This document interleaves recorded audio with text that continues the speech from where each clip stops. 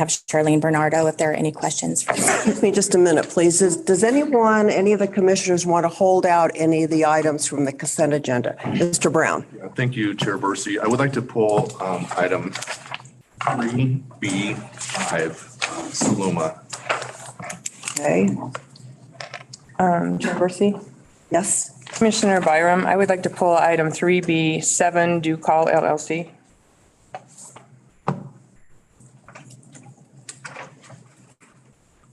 Commissioner Lippman? Anyone else? So we're pulling from the consent agenda for now items 3B5, Salema, and 3B7, Ducal LLC. Madam Chair? Yes. I would make a motion to approve the consent agenda with the exception of items 3B5 and 3B7. Thank you. Is there a second? Commissioner Witt, second. Thank you. It's been moved and seconded that we approve the consent agenda, exceptions as noted. Is there any further discussion? All those in favor? Aye. All those opposed? The consent agenda is approved except for 3B5 and 3B7. Commissioner Brown? Thank you, Chair Bursey. I just had a question on this docket for Bright, I guess. The request or the voluntary disclosure was received by the department on May 6th of 2021, and we're October of 2022, which seems like a long time for the taxpayer to, not know. So I don't know if the department can speak to what, I just see these not take nearly as much time in other cases. So I didn't know if there was something special about this one that we should know about or what the issue might be. Looks like Karen. Is Karen here? Is she in Carson? Sorry. Karen Ebright, Revenue Officer 2 for the department. With due call, I did send out a notification to them. Excuse me, 90 days. Karen? Yes.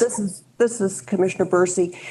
Commissioner Brown was addressing 3B5, Salema. Oh, sorry.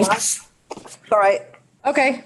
We'll get to due call. With Saluma, once we got to the 90-day grace period, I had reached out and sent them an email and a letter stating that their 90 days was done.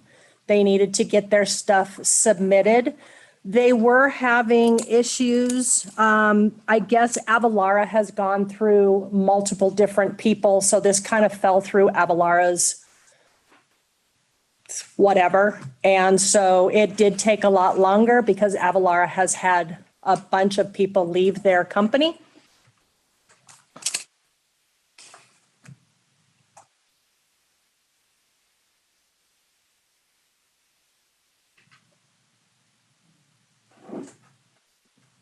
Does that answer your question? You're on mute. No, it says I'm not. Las Vegas. Sorry. It's okay.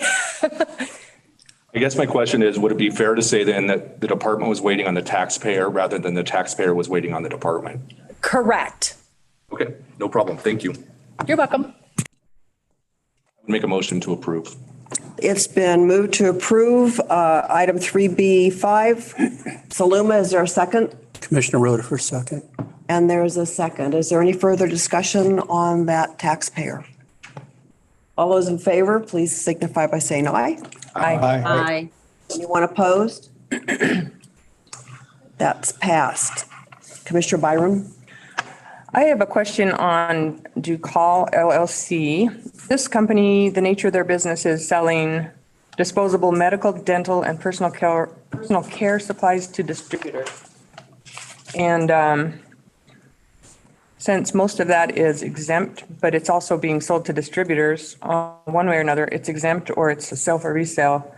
So I'm wondering why we have this and how well the department reviewed it to see if it is actually taxable items. Karen Ebright, Revenue Officer for the department. Looking at their returns, it looks like they did have sales to report. Without actually pulling the returns to find out if they had exempted stuff out, I will have to get back with the commissioners with that. If I can explain just a little bit why I'm concerned about it. Okay.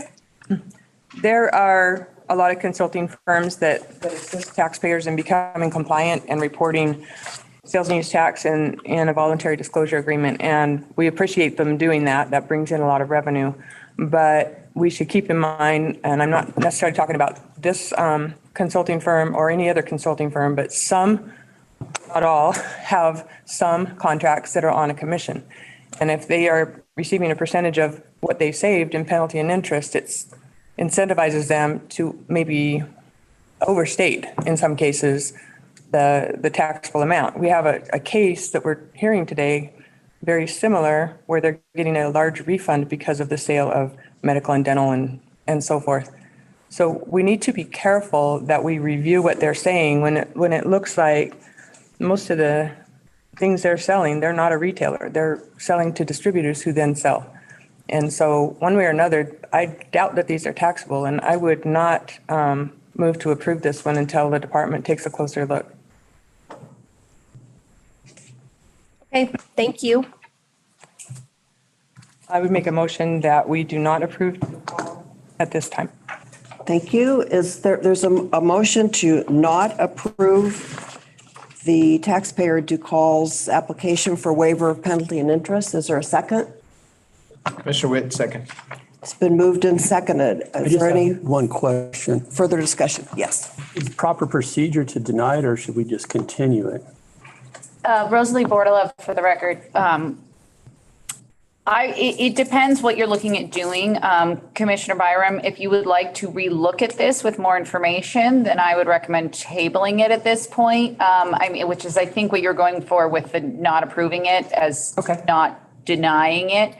If you deny it, I think it would then have to come back on a new request later. At this point, you could table it till the next meeting and request additional information and be able to then take further action on it at that time.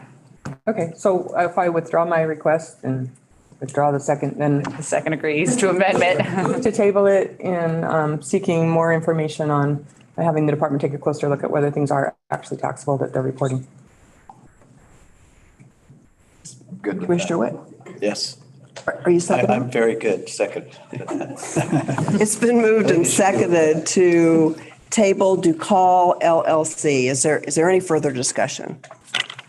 Commissioner Lippman, so the resolution would be that there is no penalty and interest because there is no sales tax due, right? Commissioner Byram, is that what you're thinking? I think when the state takes a look at it, they're either going to confirm these dollar amounts or they're going to say you're overstating it, perhaps, by not including including exempt items in order to make this a larger penalty and interest waiver. Right. So it wouldn't be denying the waiver of the penalty and interest. It would be correcting the request. Right, just having a review of the request and corrections if necessary. Yeah, thank you. And the motion at this time is to table the item. Just to table it for additional information. Yes. Is there any further discussion? All those in favor of tabling Ducal LLC until the next commission meeting, please say aye. Aye. Anyone opposed? That's what we'll do then. Ducal LLC will appear on the next commission agenda. We have a special meeting, I think, in a month. Is that right? Is that enough time to I don't know who I should be looking at here. Is that enough time to get the additional information that Commissioner Byram is requesting?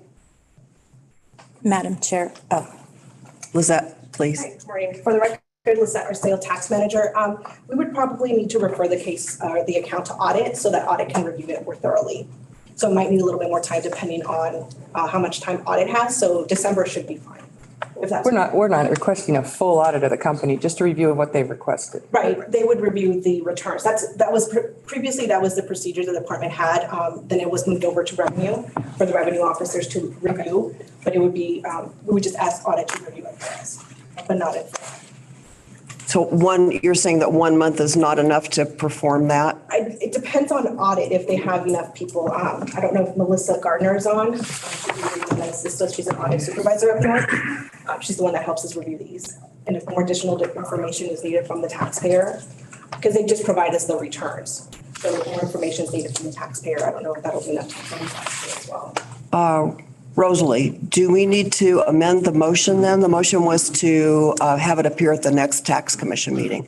I don't think I mean, you can if you'd like. I don't think it procedurally, the lack of a motion, if it were to bump to a later meeting, I mean, there aren't laws that specifically state how the agenda is made.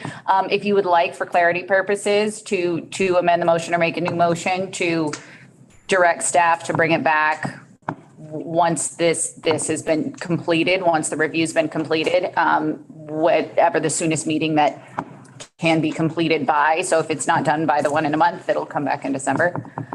Do you want a time certain, Commissioner? Just at the next available, or at the next, as soon as it's able to be reviewed properly. I don't think we need a motion. I don't think you need. Okay. So I think we voted. Yeah, we voted. That does it for the consent agenda. I want to let everyone know who was here for an item on the consent agenda that it's been completed. And I know it happened quickly, but if you weren't called to the table, you're free to go. That's the consent agenda is complete. Copy of the agenda.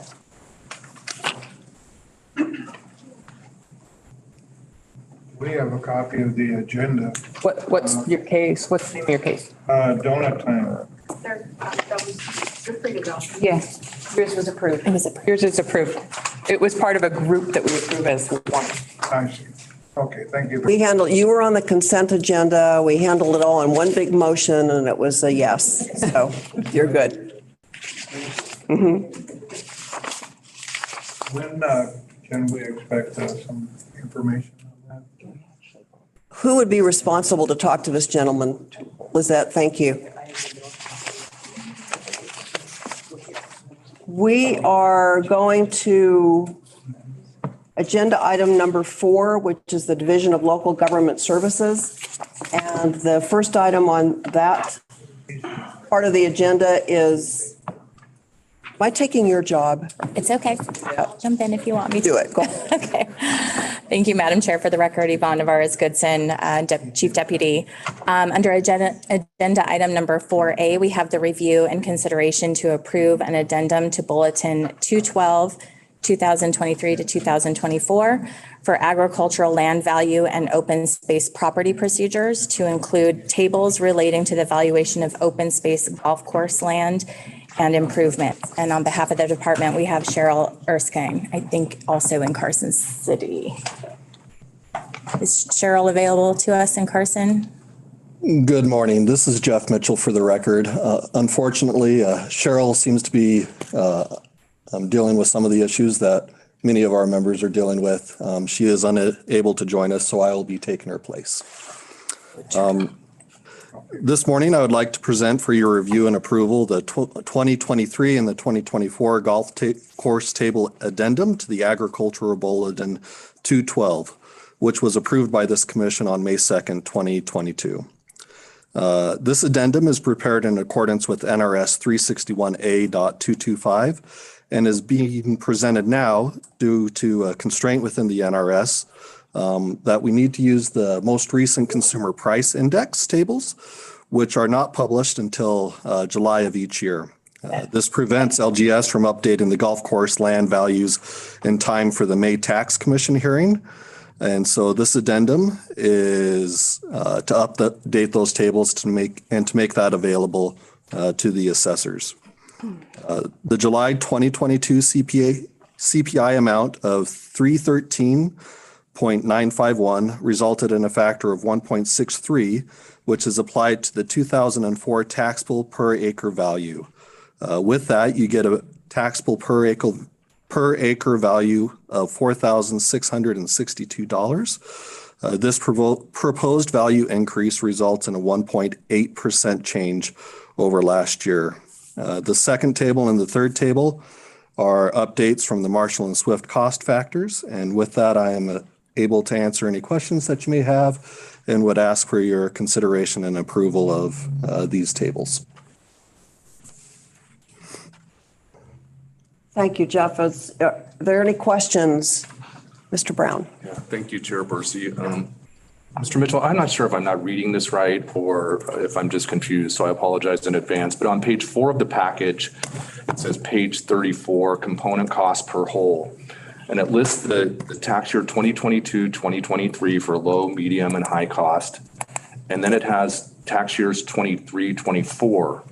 And the values don't change for a single category. And I'm not following why that is. So maybe just if you could explain to me why there's no change when there's a CPI adjustment.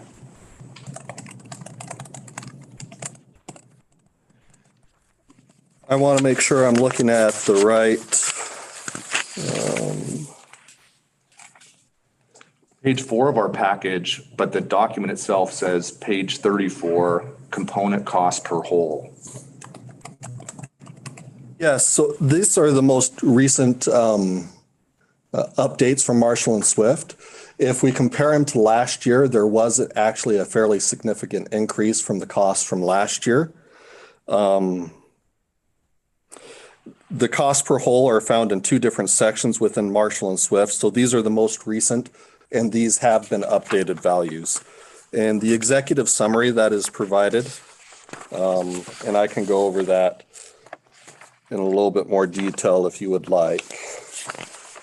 But when I'm looking at the table that's provided in the package, the numbers are all identical for both tax years. There's no change for any category for tax year 22, 23, or 23, 24.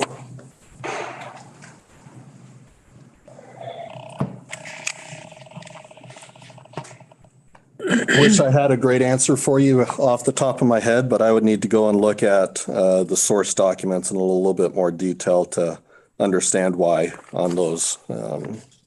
My apologies at this time. No problem.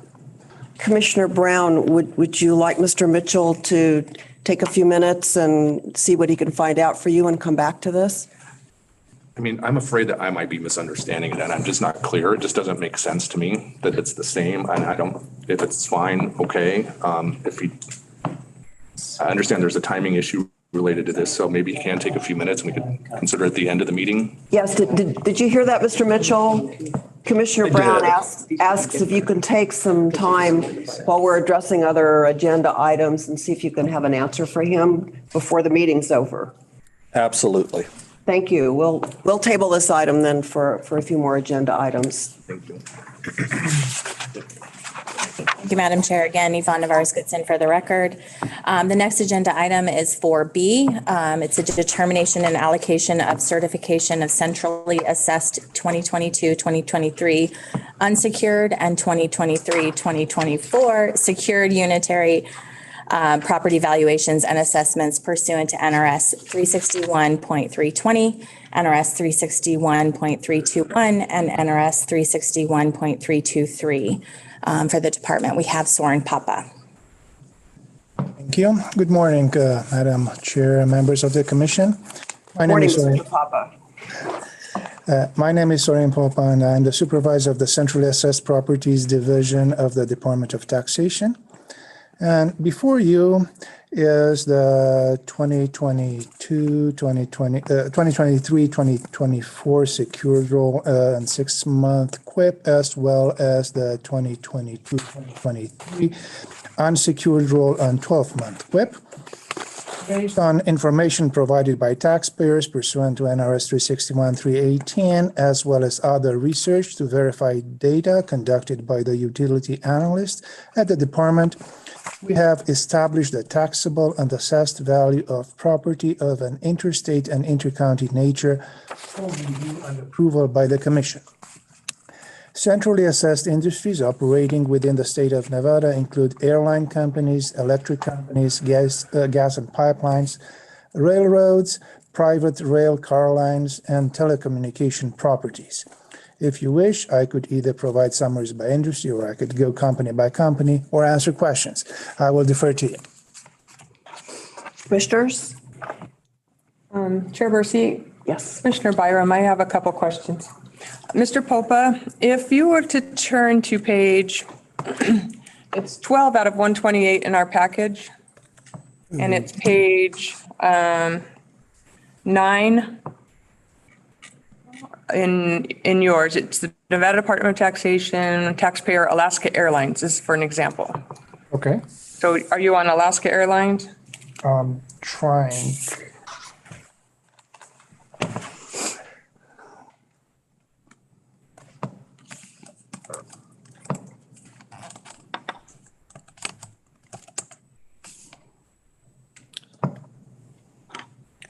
Lippman's on mute.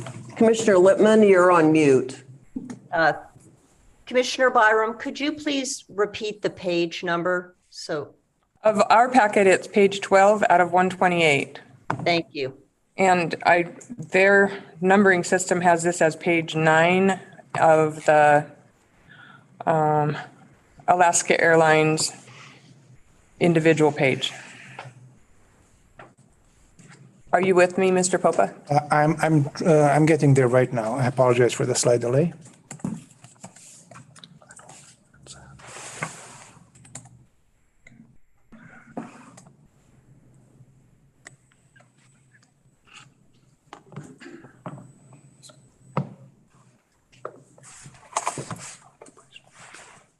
She can speak to the question.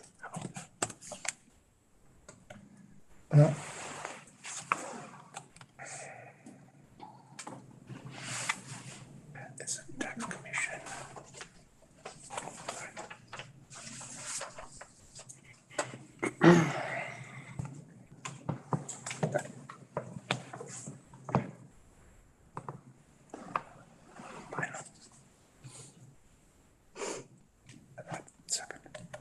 Okay.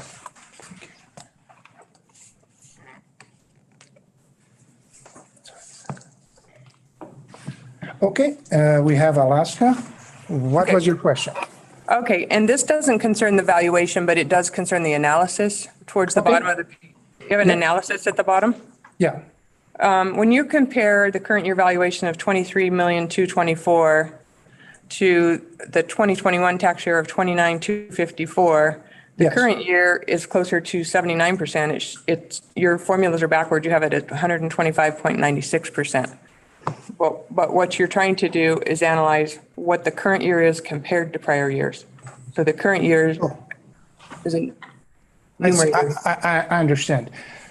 Yes, so this one, so we had it, since that analysis refers to the tax assessment for, let's say, in that year, 2020, 2021, we are referring what percentage is that compared to the current year? And that says 125%. Right, that's incorrect. It should show what the current year is compared to those years. The current year is down compared to those years, not up. And then some of the pages you have it correct and some of the pages you don't. If you want to go to, let's see, if we go to Arizona Public Service Meade Phoenix Project on page 41 of 128, and it is numbered page 38. Meade, which one? Meade? It's Arizona Public Service Meade-Phoenix Project.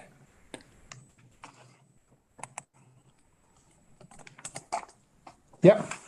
Okay, at the bottom there, the prior years are more than the current year, and the numbers are less than 100%, which is correct. So the person that's analyzing these, which is Mr. Ewell, I believe. Yes. Has the formulas correct. Okay. And the formulas on Ms. Erskine's or not. And it's hit and miss. So on each one of these, the formulas at the bottom for the analysis need to be checked to make sure they're in the right direction. But other than that, I don't have any issues with the valuations themselves. Yeah, we will, thank you for bringing this to my attention. We're going to standardize this throughout all the industries. We did have some glitches with this, but yes, I'll make this a priority for next year. Thank you so much, and good job overall. I appreciate it. Thank you. Are there any other questions? Commissioner Brown? Thank you. No question, Chair Bursey. I just wanted to make a disclosure that telecommunications equipment is considered in this package on page 86 through 104. My employer's AT&T, but they are not centrally assessed, so it doesn't affect them any differently than any other. Thank you for that disclosure. We expect you to vote. Are there any other questions? Is there a motion? Commissioner Bursey, this is Chair Bursey. This is Commissioner Byram. I would move to approve the determination and allocation of certification of centrally assessed property 2223 unsecured, 2324 secured unitary property valuation and assessment manual. With the corrections? The valuations are correct. They're going to update the formulas for next year to correct the analysis. But can we make a caveat that you're going to correct the analysis too? Yes, absolutely. Okay, with the corrections suggested. Thank you. Is there a second? Commissioner Lippman will second the motion, and I agree the correction should be made just so the analysis is consistent throughout, and that when we refer back to it at a later time, it doesn't create unnecessary confusion. So I appreciate you updating that. Thank you. Sure. Thank you. We have a motion and a second. Is there any further discussion? All those in favor, please say aye. Aye. Anyone opposed? Motion carries. Thank you, Commissioner Byram. Okay, thank you, Madam Chair. Again, for the record, Yvonne Navarez-Goodson, we're going to move forward to agenda item number 5 under our compliance division. Under section 5A, we're going to have the department's recommendation to the commission for denial of an offer in compromise pursuant to NRS 360.263. On behalf of the department, we have Lizette Arceo. Also, if you'll indulge me, I'll have a quick introduction for the record about offers in compromise. To keep our record clear, these matters concern taxpayers who have submitted an offer in compromise, also known as an OIC, to ask the commission to accept less than the full amount due in satisfaction of their tax debts to the state. As you are aware, the commission has set specific standards which taxpayers must meet in order to receive this particular form of relief. The taxpayer requesting relief must do the following. First, they must select the type of offer in compromise they are requesting from the 3 types identified by the commission. First is doubt as to collectability. Second, doubt as to liability, or third, considerations of equity and fairness. Second, the taxpayer must demonstrate through the documentation that they meet the standards set by the commission for the type of offer in compromise that the taxpayer has selected. For example, if the taxpayer has selected doubt as to collectability, the taxpayer must submit complete financial documentation to establish their inability to pay. For doubt as to liability, the taxpayer must show why they failed to timely dispute the liability and that they had meritorious grounds for such a dispute. And finally, for consideration of equity and fairness, the taxpayer must show exceptional circumstances other than financial, which prevent the payment of the liability or cause full payment for the liability to be unfair. And in this case, I'll turn the first matter, Zachary and Jennifer Rice, over to our tax manager, Lizette. Could I ask first, please, if the taxpayer is in attendance? You want to come on up, sir?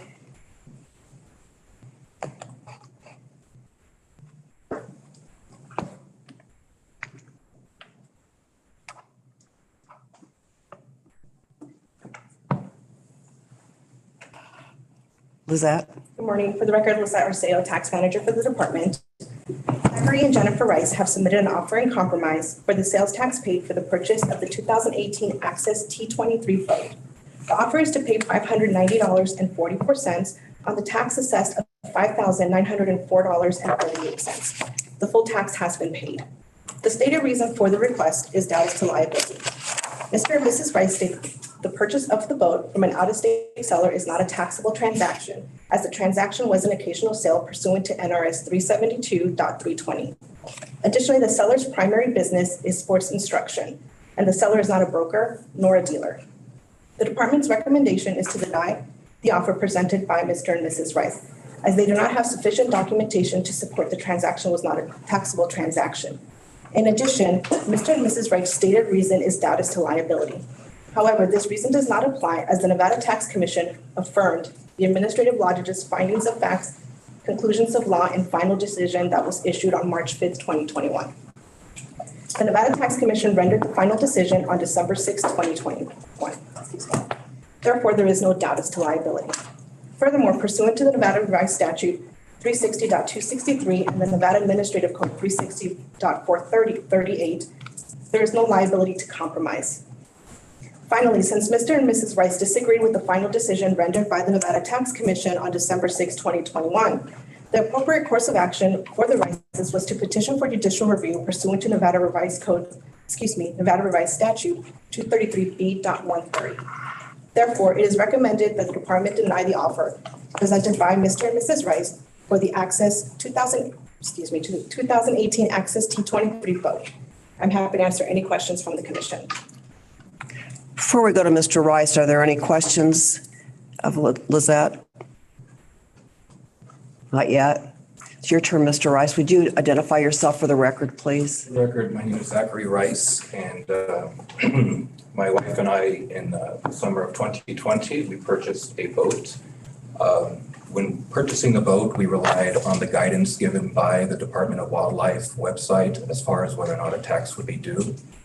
The website at that time basically stated that if the boat was purchased from out of state and was not from a broker or a dealer or was not repossessed, then there would be no tax liability. We proceeded with the boat purchase and then went to the Department of Wildlife to register the boat and was told that we needed a tax release letter from the Department of Taxation. So we came here to receive that letter, but we're told that the boat was in fact taxable by the staff in this office. And the reason cited was that the company that which we purchased the boat from was in the business of renting boats, and a rental constitutes a sale. Therefore, there is a number of sales sufficient that would require that the boat be taxable. My wife and I didn't really know exactly how to explain why we felt that there is no tax due. We're not tax professionals, we're not lawyers, but we had a gut feeling that the department was in error in its conclusion.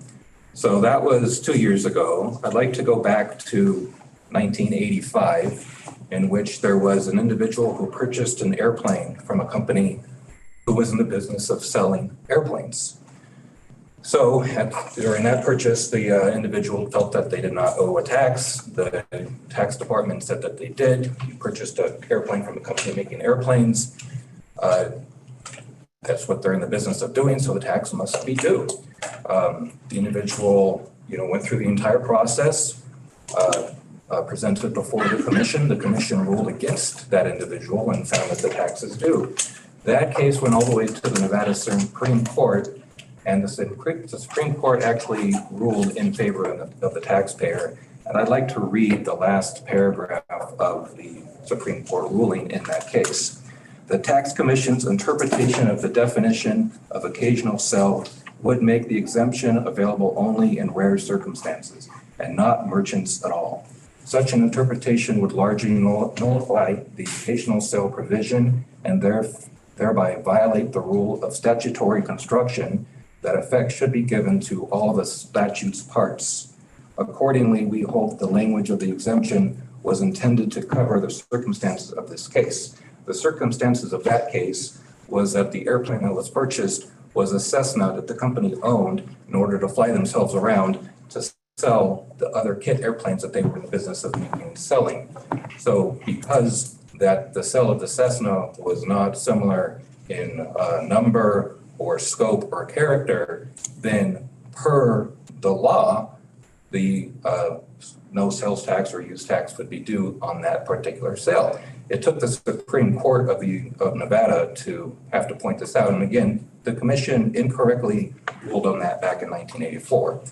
Fast forward to the year 2020, in our case, the boat that we purchased was used by the company to give tours and to give instruction on the lake to people on how to surf. yes, that company does also rent boats. They rent pontoon boats, kayaks, smaller ski boats, but they never did rent the boat that we purchased. The boat that we purchased was used only for instruction. I testified to this in my various interactions with the department. I can also point, which I presented in the material that we've made available, the website from the company that we purchased the boat from. First of all, the website name is Action Water Sports Training or something like that. They don't talk about selling boats. They don't talk about renting. It's training. And on that website, they do have boats available for rent. And they specifically state you can rent a kayak, you can rent a pontoon boat, you can rent a ski boat. But the 23-foot surf boat, which they currently have, which directly replaced the boat that I purchased from them, is not available for rent on their website. It's because that boat is their prized possession and they only use it for instruction and tours. The boat that I purchased, I can assure you, was not rented because there was not a single scratch on the boat when I received it, and it was a 2-year-old boat. If anyone here has ever rented a boat before, they're usually a wreck. So I have high confidence based on that the condition of the boat that I purchased and this fact that their website does not make the type of boat that I purchased available for rent.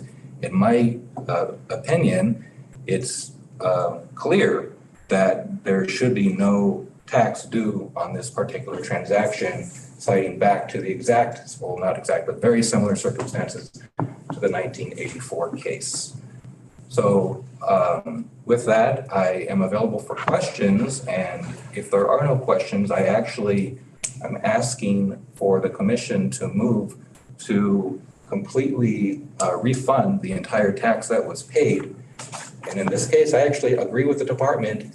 I don't want to pay 10% of what I don't owe. I would like to receive all of the money back. I have a question, this Commissioner Bursey. You understand that this on the agenda is your offer and compromise, which is for 10% of the tax owed. It is, and if the commission decides to accept the offer and compromise and I end up paying the 10%, then I will walk away, and that will be the end of this argument and ordeal in my life. But what I'm hoping for is a 100% refund, because per the law, as I interpret it and as the Supreme Court of the state of Nevada interprets it, there should be no tax due on this transaction. So this is sort of another bite at the apple that you didn't get the last time you were here. I believe in second chances, and last time this was over Zoom and it wasn't in person. It's nice to be able to actually see people face to face. A question to Ms. Bordelove. Is this something we could even do under the agenda item? I don't believe you could grant the offer and compromise, but I don't think you could completely get rid of the tax. I think that happened before, when there was an appeal of the ALJ's decision. And if you wanted to challenge, it's my understanding from the backup material that that was a split decision, but you made a decision back last December on it. And he had an opportunity to file an appeal of that to district court, which he didn't do. So at this point, he's requesting an offer and compromise, and that's what's on the table. I would like to make a statement to that. There is a statute that does give the commission the authority and power to reduce a tax liability. There is no time limit on that. And I think given if there is new information available, the commission has the right to exercise a reduction in tax liability.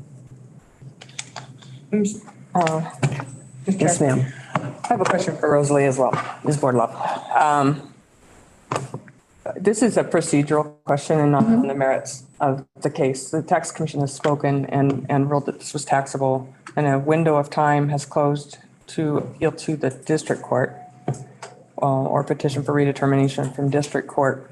So that ruling stands and the tax is paid in full. So where we are now, it's procedurally that we can't hear a case for an offer and is this offer and compromise? This is an offer and compromise.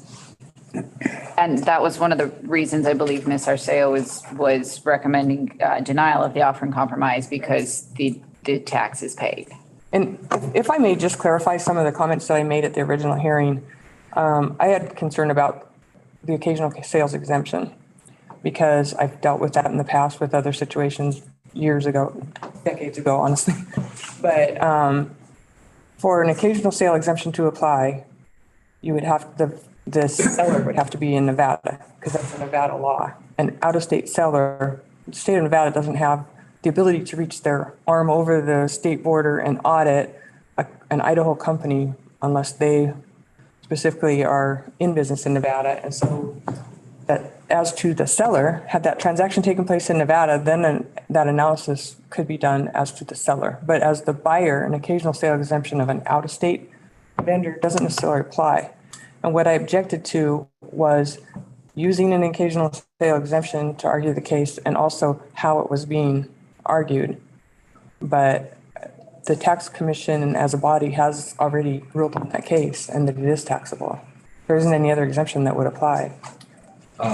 So regarding as far as whether it's out of sale or should be applied to an in-state transaction, there is a statute that states that if there's uncertainty on how to apply an out-of-state law or transaction, to apply Nevada law to the transaction and assume that the transaction was wholly done within the state of Nevada. That was one of the statutes that was cited in one of the laws of review.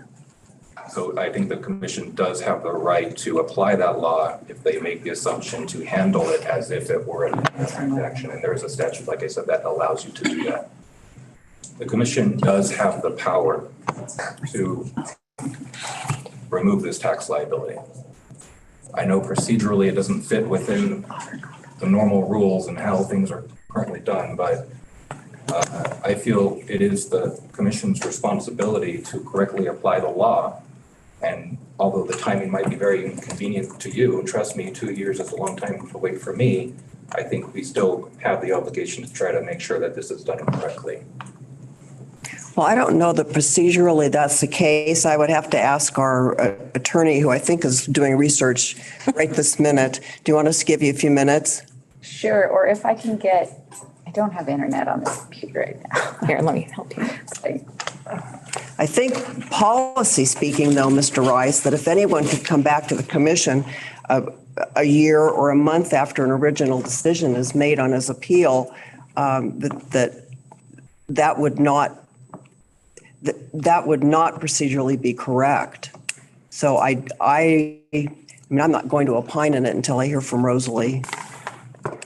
So assuming that you cannot find a way to use your right to make a motion to reduce the tax liability, like as I said, the commission does have the right to do that and there is no time limit on that. As far as accepting the offer and compromise, the position is that, well, you can't accept the offer and compromise because there is no tax liability because it's already been paid. I think there's a huge risk in taking that position in that if you basically what you're telling everyone in Nevada to do is if you feel that there's any chance that the tax is in question, you should not pay it and make the department fight for it. Now, I took the alternate path. I said, you know what, let's go ahead and pay it. That way there's no risk on penalties or late fees. And then I'll fight about whether or not the tax is due later. Unknowingly, when I did that, thinking I was doing the smart thing, I ended up backing myself into a corner where now you're saying, well, now I cannot provide an offer and compromise because the tax has already been paid. I'm now in a catch-22 as far as that's concerned. And what you're seeking is a refund of what you have paid over and above the offer. That is correct. Yes, ma'am. I don't know. Can I ask a question? Yes. Do you still have the boat? Yes. And is it at Lake Mead or what's left of Lake Mead? Pond Mead, no, it's not on the lake right now. Okay. So I think I saw a photo of it or one like it, maybe not the exact boat in our brief.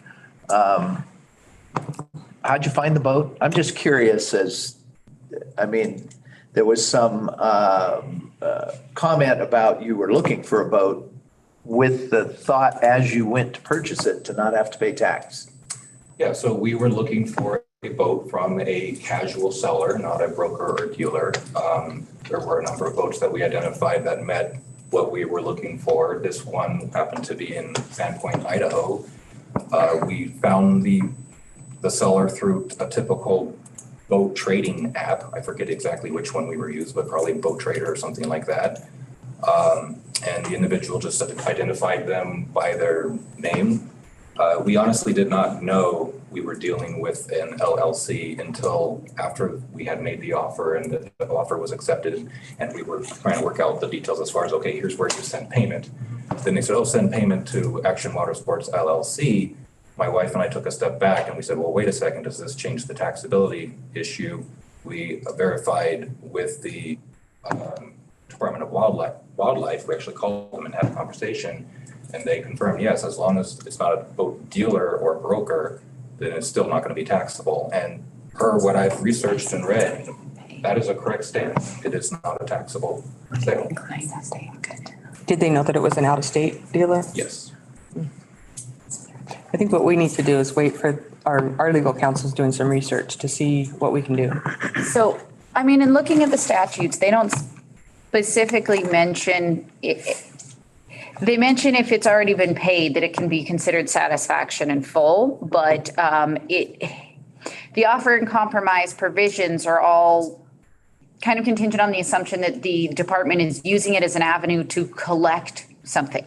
In this case, we have it already collected. If there's a dispute as to the amount that should be paid, the offer and compromise avenue does not seem procedurally appropriate to address basically a leniency in amount, not because the department is having difficulty collecting it, but because there's a feeling of less tax owed. There's other avenues for that. Some have already been taken.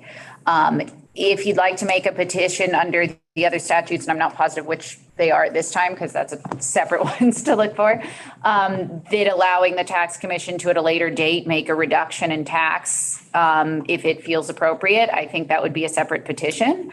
But the offer and compromise here is saying there isn't an avenue under any of the statutes either to issue a refund with an offer and compromise, because that's what's being requested at this point is a refund because the tax is already paid. And the offer and compromise statutes contemplate there being an avenue for the department to recover tax when it may otherwise be having difficulty recovering that tax. We've already determined as a commission the liability. And Mr. Rice did nothing to further his position on it by going to district court. Correct. What we would have to do, in my mind, is would it be a motion to reconsider the whole issue? It's not agendized that way. And it's not, I would not recommend, right, that's something that couldn't be done today. If he were to make another petition, the board could relook at, but I think the board would want to also consider a policy of reconsidering its decisions when we're past the appeals period. Is that something you want to look back into? Because that may open a can of worms when it comes to. I'm just looking at procedure. It's procedurally, it would need to be a separate it would need to be a separate request on a separate agenda. And I need to look at more specifically, I mean, he doesn't have, there's no other statutes or regs giving the ability to infinitely request reconsideration of opinions. You hold some jurisdiction over your own decisions. However, like I said, you have procedures in place for reconsiderations for a reason, and those have time limitations. Exactly. And I think at this point, we're beyond all of them. Yeah, I'm not promoting that at all. I was just looking at procedure. And procedurally today, the offer and compromise is all that's agendized and on the table. And any decisions regarding the liability, you guys have already addressed, and that's not something you can reopen right now. Is there any further discussion or questions? Another comment. Yes, sir. So about 40 days after the last commission meeting, I did submit a letter to the department for a request for reconsideration of the decision. The department basically denied my letter, citing that my letter was untimely. And I guess there is a statute that says that I have to submit that letter within a 15-day period. That I was not aware of that. Even writing the letter, it took me time to kind of figure out what my arguments were going to be. And keep in mind, this was last December, so we were in the holiday period. So everyone was a little busy. But I did make an effort to try to pursue that avenue and ask for a reconsideration, but I was shut down pretty hard by the department. What's ironic is the department did not notify me of the rejection of my letter until probably 45 days after it was submitted. And they cited that, my request was untimely, but their response to me was untimely in itself because the department legally has the obligation to respond to me within a 30-day period. So I thought it was a little ironic that the department was saying that they weren't going to take my letter because it was untimely, but they were untimely in themselves in their response. Well, I'm sorry your letter was untimely, Mr. Rice. I know this has been a long procedure for you. Are there any comments? I have one question. Commissioner Brown. Thank you. So is judicial review an option for the taxpayer at this point, or has that window closed as well? That window is closed. Under the Administrative Procedures Act, the ability to petition for judicial review is 30 days from the final decision of the commission, is when that would need to be filed. So we're long beyond that. The 15-day provision that he's referring to, and that the department denied the request under is in NAC 360-185 and is a procedure created by the commission specifically for rehearing or reconsideration of a decision of the commission. And that needs to, the petition to have the commission reconsider needs to be filed within 15 days. And the commission's required to make a decision whether or not it will hear it. And so that procedurally would be the first step. But again, you would need to make some determination that you're going to make an exception to your timelines and regulation. And I think that would have to be the first step before you even heard any merits, is whether or not you're even going to consider a motion for reconsideration. And we don't know where we're going with that. Does anyone have any more discussion or a motion? I'll make one comment with regard to the reconsideration discussion. And obviously I was not a member of this commission when this was heard in December of last year. I generally understand the occasional sell argument, and I have made occasional sell arguments both in years and years and years ago when I represented the Department of Taxation and in the private sector as well. So I'm not going to rehash that, and I generally understand what was argued and lack of evidence that was provided. I will make this comment as a cautionary comment. Many years ago, different state agency decided, sua sponte, that they would have the power to reconsider any decision that they had ever made, whether it was at that particular body as it was configured or any other prior configuration of that body over years gone by, and they decided to reach back 50 some years to reconsider a decision which was an absolute disaster.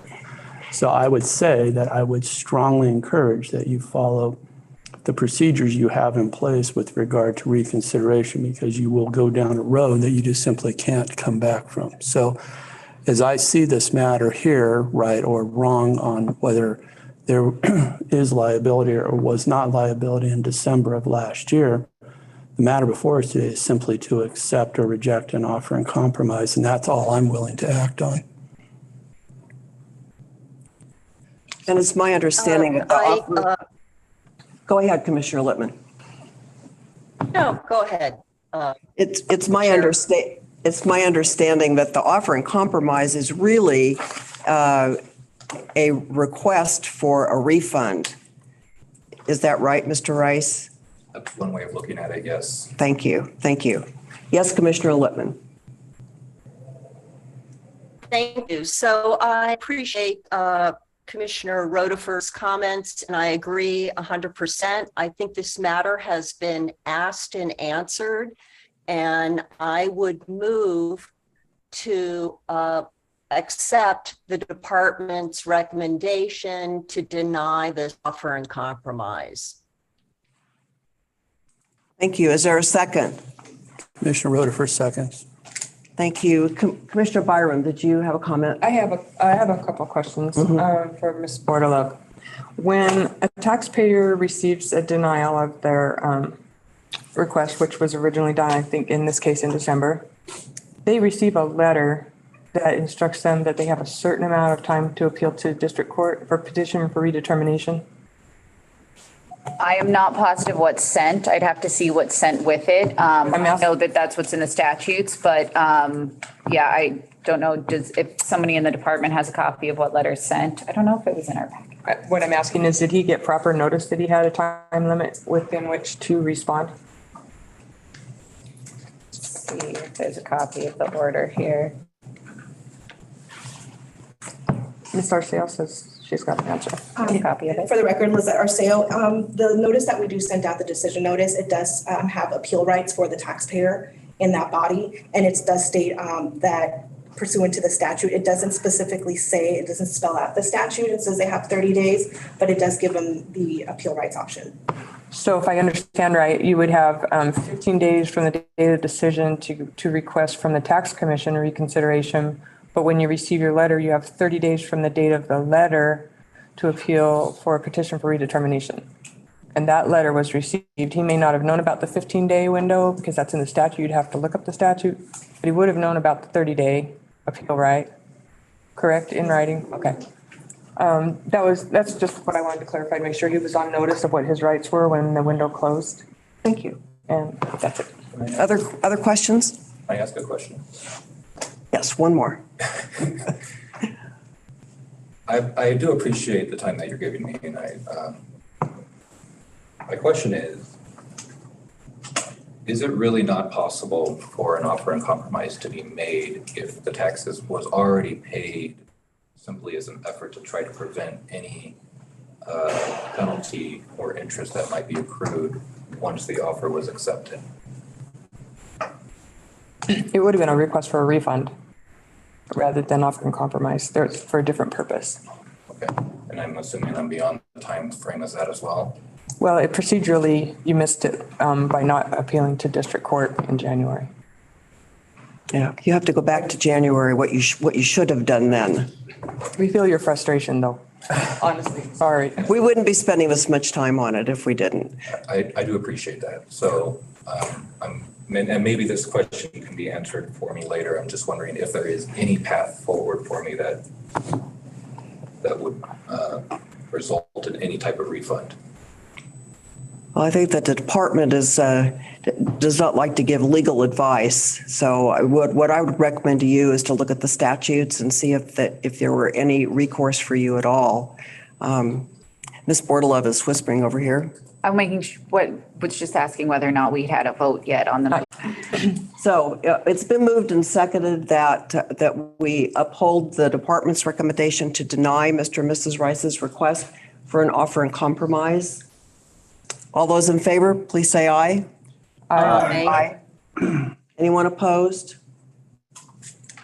We feel your pain, Mr. Rice. Thank you very much for appearing here. All right, thank you for your time. Chair Bursey, I think one thing that comes out of this is maybe the department should take a look at that letter that goes out and to make sure that it is clear to the taxpayer what their rights are and what the appeal timeframes are. If any of you would like to see the letter, I mean, in terms of feedback, if there's official feedback from the commission, that's a separate discussion. But if you'd like to see it, and any of you reach out to staff later, have comments, I think on this particular item, it's page 24 of the packet. There's a letter dated December 13th that lists the decision of the commission and notes that there are appeal rights. And it refers to NRS 233B.130, which is where you can find your judicial review rights. And the 30-day timeline is contained in our NRS 233B. So a review of 131 or 130, 131 and the similar judicial review statutes contained in that chapter would give you that time frame. Thank you, Ms. Bordelov. And I think the Rices, from listening to the presentation and seeing the submissions, you could have gone to those statutes and you would have seen what your rights are. You understand that? I think, did we vote? Yes. Okay, we voted. We're on to, let's see, the second offer in compromise, Land and Mant. Oh, I'm sorry. I am so used to doing my own agenda. You got it. You. And again, Yvonne Navarez Goodson for the record. You're correct, Chair Bursey. This is our second offer in compromise in the Land and Mant matter. Again, we have Lizette Arceo for the department, and is our taxpayer present? I am. Great.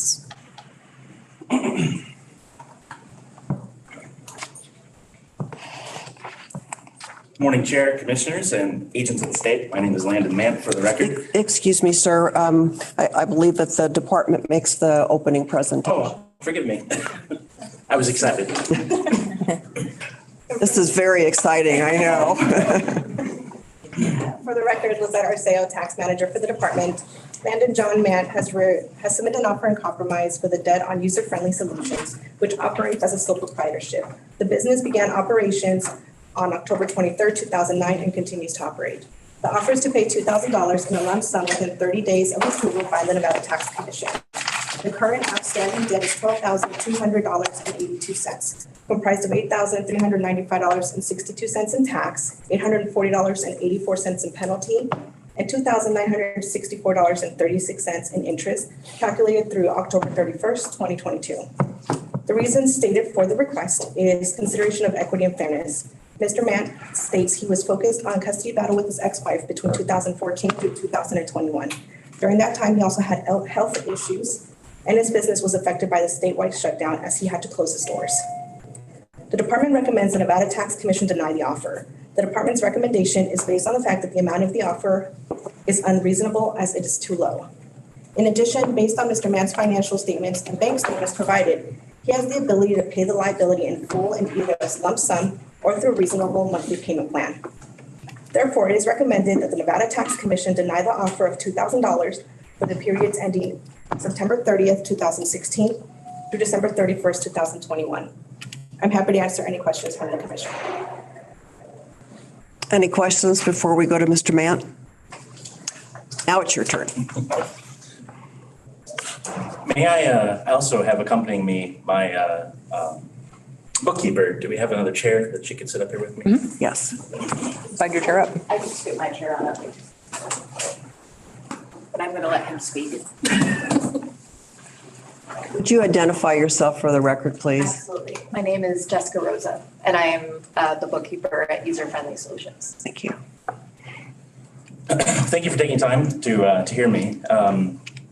As originally stated in the offer and compromise, I experienced a period of tumult after surviving a nasty divorce, then engaged in a very tedious custody battle as my children were quite literally kidnapped and removed from the state. So most of my finances and expenses, unfortunately, went after chasing them. I'm at the capacity now where I'd like to move my business going forward and sort of focus on that. And as a result, I wanted to make my tax liability correct and right. So we decided to file what would have been delayed or late tax returns to get on the record. The offer and compromise at the time was apropos to what I could afford to pay. What I was expecting was that there would have been a counter, not just an immediate denial, if they felt that the dollar amount was too low. So I understand this is not the capacity or place to make that negotiation, but I'd be happy to engage in that as well if we felt that the offer was too low at the time that it was submitted. So I don't think I have anything else to say for the moment that I can think of. The only thing I wanted to add is that I was the one who made the filings for Mr. Mant. It was upon his instruction that he told me he was ready to get right with the state. When we wanted to reopen his sales tax certificate, we recognized at that time that there was about 4 years of where the account had been closed. And it had been dismissed and not audited and not looked at. And we took it upon ourselves to reopen the account, to give all of the missing filings as of that time, and to essentially rectify the account with the state of our own volition. So the point that I wish to bring to your attention is that he made faithful effort to get the account into good standing, understanding that there would be penalty and interest, because he wanted to make it right with the state. Knowing that Nevada is going through a tumultuous period with taxes, he still felt that it was important to get it right. Thank you. Mr. Arceo? I just wanted to add, the department did notify the taxpayer that the recommendation was going to be to deny if they didn't increase the offered amount. At that time, the taxpayer stated that they wanted a denial from the Nevada Tax Commission before they entered into a payment plan. This was a conversation they had with Randy Asbell, the revenue officer, back in June of 2022. On the other side, this has been, the department has been attempting to collect this debt for some time now. And again, they submitted the returns and then immediately submitted the offer in compromise. A note to that, when I was actually communicating with the tax officer at that time, and we mentioned that we would be willing to do a higher offer at that time. And she said that they could not review it at that time and that they had to just give it a denial to then bring it before you. We were not given an opportunity at that time to counter. We would have. This is certainly not where we wanted to spend your time. We would have been very willing at that time to give a higher offer. We were told that because of his age, they suspected that he was able to pay it with a payment plan, and the only offer we were given at that time was a payment plan. And we were also given no possibility that penalty or interest would be waived, that it was completely up to your disposal at that time once everything was paid in full. Additionally, while I appreciate the fact that the state maintains they were attempting to collect the debt, I'm not sure how that's possible, as those records wouldn't have been really available until a short time after I made the offer in compromise and reopened up the account with the state, which, I mean, I got my tax certificate reopened in less than 48 hours, so I didn't receive any notification of additional attempts to collect that beyond me submitting an offer in compromise. So not to say that I wouldn't have tried to satisfy it, obviously it's why we're here, so.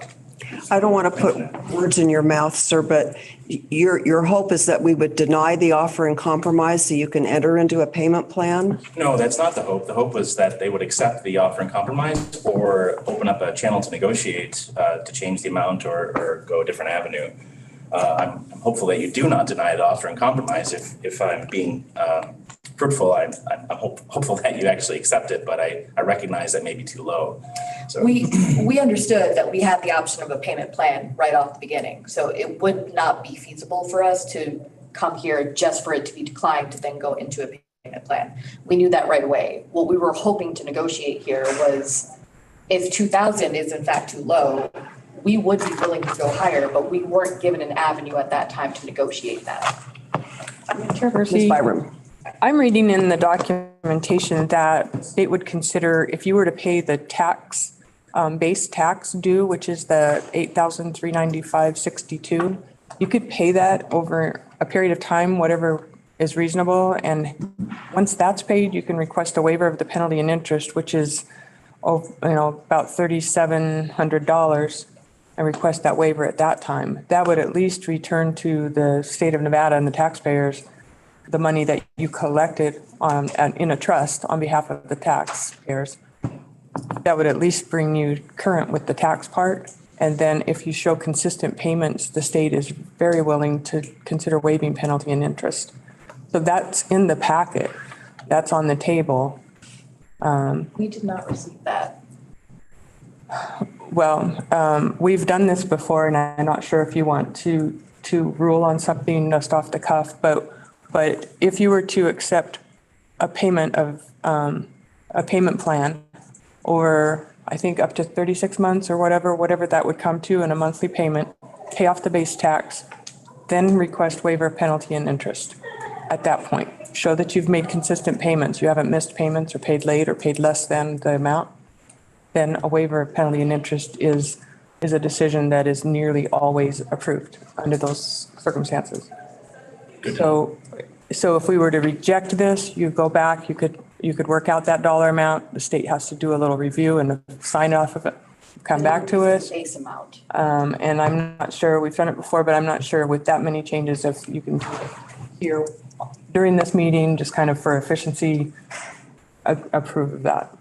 I mean, you could approve it as an offer and compromise to pay the base, that 8,395.62 number over a period of 36 months, and you could make it contingent upon payment of that, right? So it's not completed for 36 months. So your approval is contingent on no late payments, right? Every payment made, and that 8,395.62 number paid by the end of the 36 months. So your approval is contingent on that completion. would that work for you? Do you believe that you can make a payment?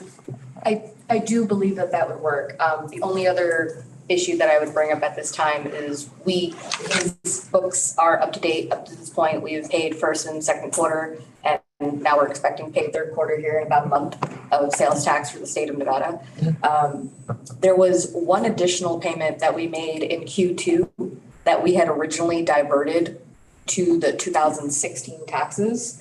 If we could have those funds, I haven't seen that they've necessarily been applied, but if those funds if we could take that payment and wrap it into the initial so that the penalties and interest were removed from it, we paid the entire amount that was due. I think this is adding too much complication to just do a resolution right here. So what I would suggest is that we uphold the state's denial of your offer and compromise. Then it sounds like you have a good base point to discuss with the state, get something signed, bring it to us in the next meeting and be on your way. Okay. And it's always helpful to make a good faith initial payment and start that payment plan and just make sure you don't miss any payments. And we paid off the oldest liability we paid in full last month, so. Right. So yeah, we need your kind of business and hope you can come back out of this difficulties that you've had. That's the goal, and I appreciate any and all consideration for that. With that, I would make a motion to uphold the state's denial of the offer and compromise as it currently stands. Is there a second? Second, Commissioner Witt. Is there? Lippman, second. Thank you, Commissioner Lipman. Commissioner Witt beat you to it this time. Is there any further discussion on the motion? All those in favor, please say aye. Aye. All opposed? Aye. Thank you very much. So you have your instructions, sir. Sounds great. Yep. Appreciate you. Thank you so much. for sharing. Did Commissioner Lippman vote to deny, or was she just late? She was just. Commissioner Lippman, did you vote to deny or were you just late in voting? I think I was late in voting. I approved the denial. Thank you. Thank you. We got it. Yes, Yvonne. All right. Thank you, Madam Chair. Again, for the record, Yvonne Navarez-Goodson. We're going to next move on to agenda item 5B, which is approval of refund or credit requests in excess of $250,000. The first item up for consideration is Prudential Annuities Life Assurance Corporation. And on behalf of the department, we will have Rachel Peterson, who I believe is Rachel in Carson? Rachel Peterson? Reno? Yes. Okay, Carson. Yeah. Good morning, Chairman and Commissioners. For the record, Rachel Peterson. Excuse me, Rachel, is the taxpayer in attendance there? No. Thank you. Go ahead. Today, the department is recommending approval of a credit refund in the amount of $1,120,697.55 for the overpayment of insurance premium tax for Prudential Annuities Life Assurance Corporation for tax year 2021. After processing the taxpayer's reconciliation return for the 2021 tax year, the department reviewed and verified the taxpayer filed and paid the quarterly IPT returns timely.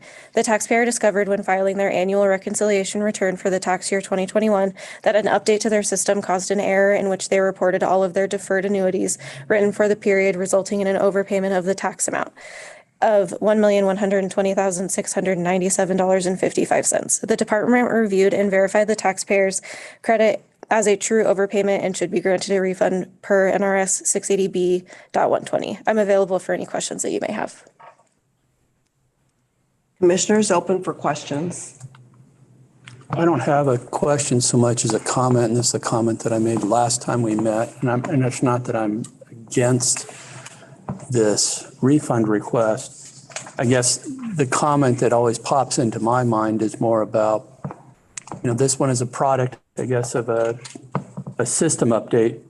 And it seems to me that there should be some sort of internal controls. You're going to update a system, and then, is the system improperly implemented to make sure that there's, no issues arise, especially with regard to revenue or taxation issues. Because ultimately at the end of the day, you're spending the department's time, you're spending your time, you're spending the tax commission's time on something that could have probably been easily fixed long before you get here. That's my only comment. It's not an objection or a question. Thank you, Commissioner Rutherford.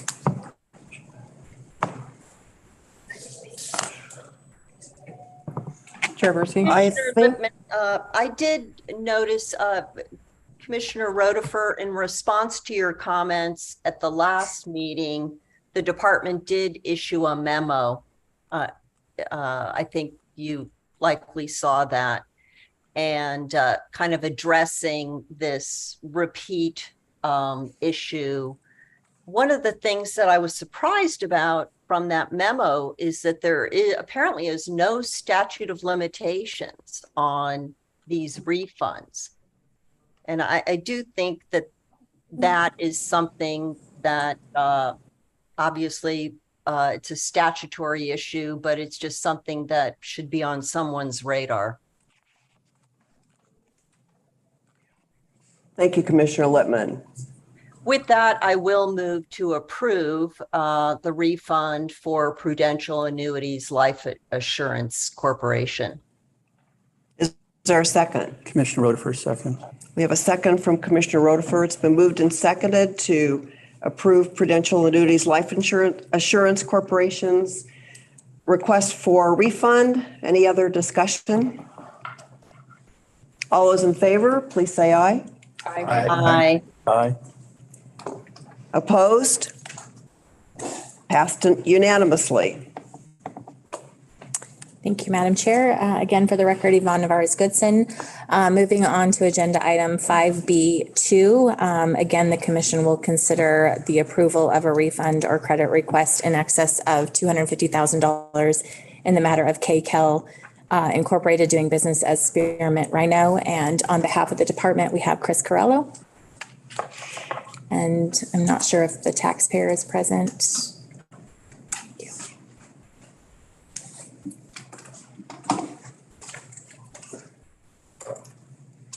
Good morning, Chairman and Commissioners. For the record, my name is Chris Corrello. I'm the audit manager for the department.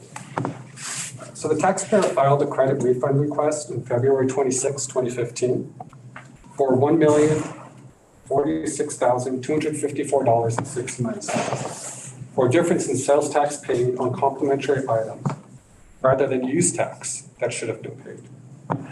There was an audit performed and the results of the audit deficiency were assessed on June 30th, 2017 for $61,000, $155.44. The taxpayer petitioned and a redetermination was performed, for which the department issued an order regarding petition for redetermination on December 15th, 2017. There was no change in the base tax, but a partial credit of interest was given. On January 12th, 2018, the taxpayer submitted a request for hearing. We had several meetings on February 4th, 2019, August 1st, 2019, and again on February 25th, 2020, all in an attempt to resolve the already known issues and additional issues raised by the taxpayer. The consistent problems with all the meetings were the lack of supporting documentation provided by the taxpayer, and that the issues changed, and thus the many versions of the request for refund. This presented difficulties for the department in evaluating what action to take and how to resolve the issues.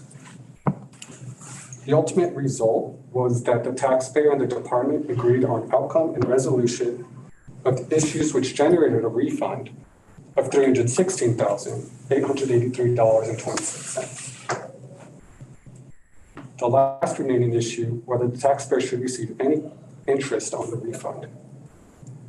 The department took the position of no interest to be paid on the refund, and the taxpayer took the position that we should receive as much as $59,415.68 in interest.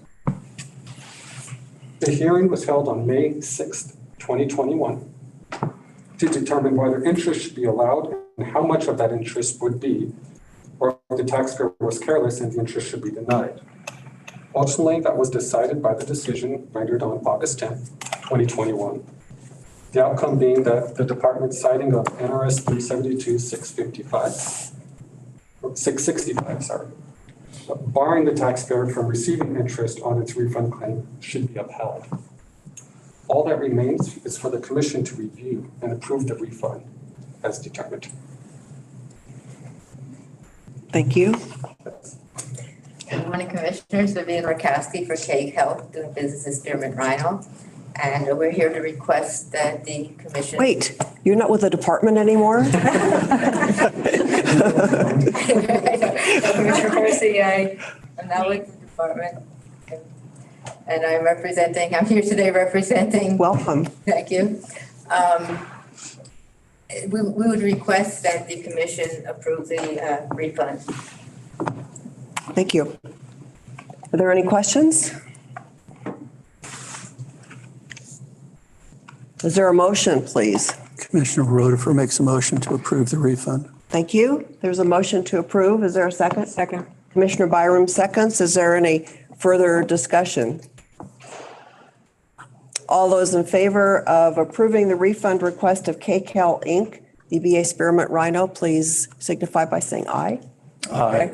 Oh, anyone opposed? Aye. Commissioner Lippman, was that an opposition? Or an approval? No, Or was that an approval? there must be some delays. So, no, I was aye. Thank you. So it's the refund request is unanimously approved. Thank you very much. Thank you very much, Commissioners. Nice to see you.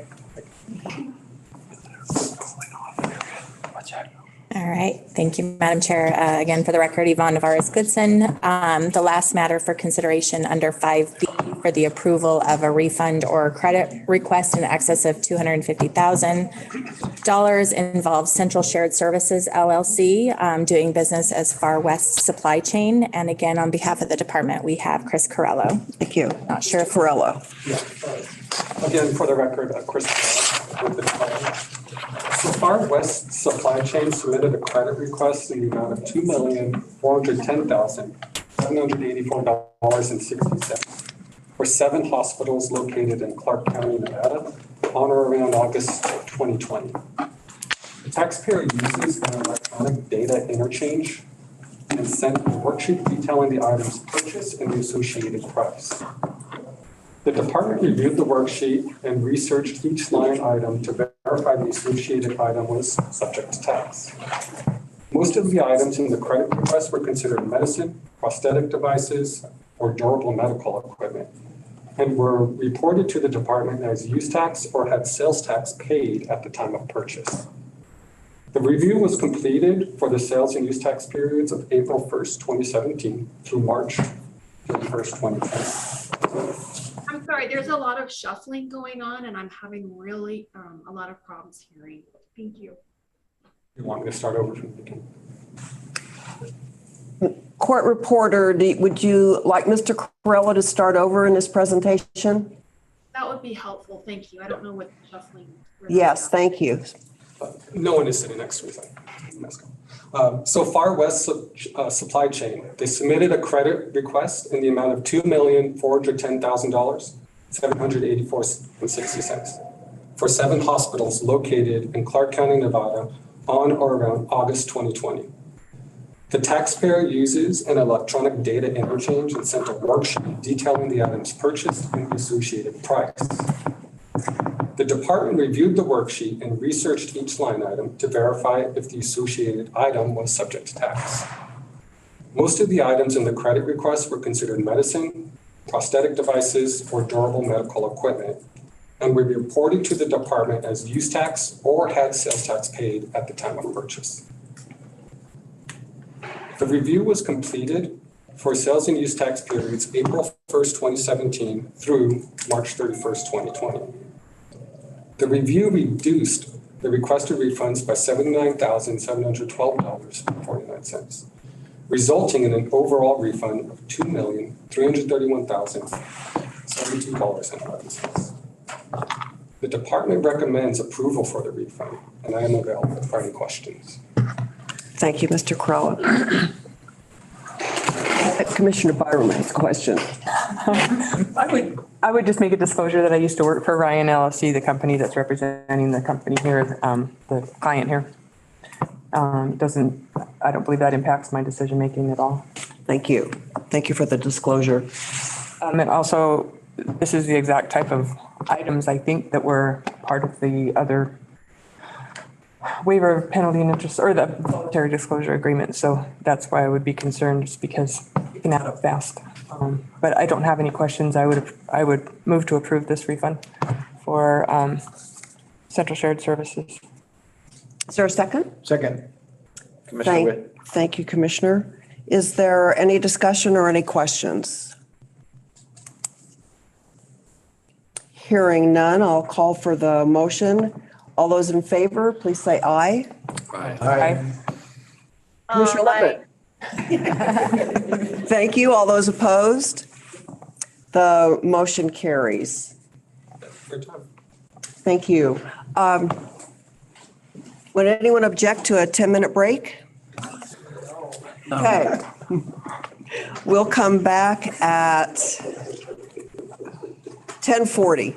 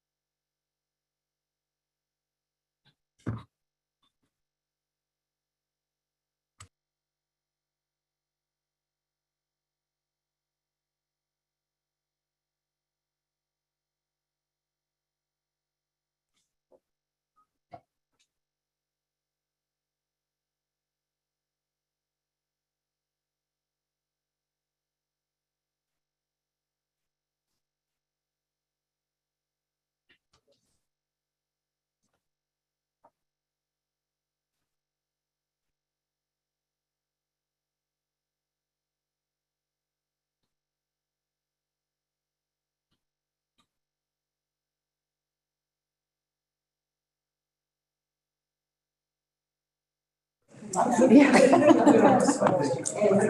still trying to keep farming.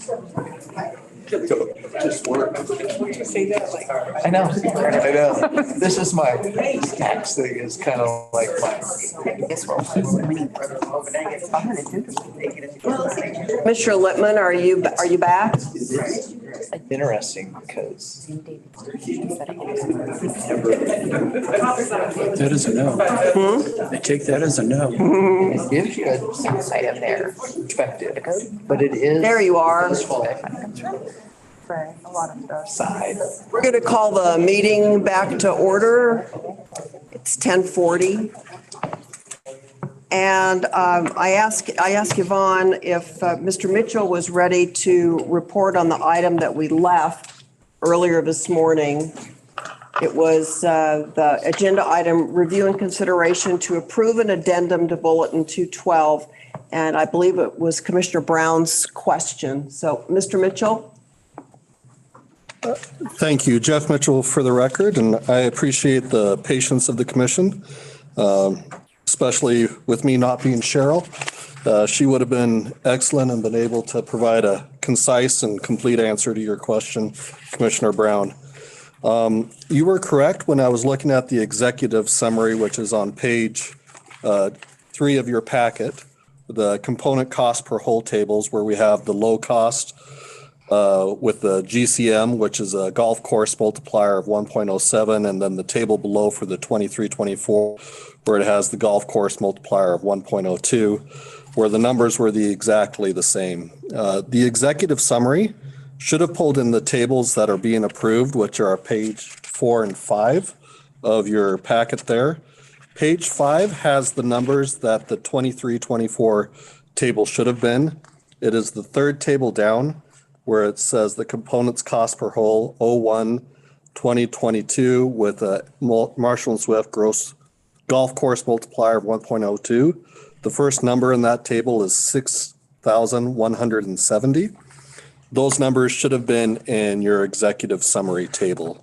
Upon review of all the numbers that are in the golf course tables on page 4 and 5, those numbers are correct.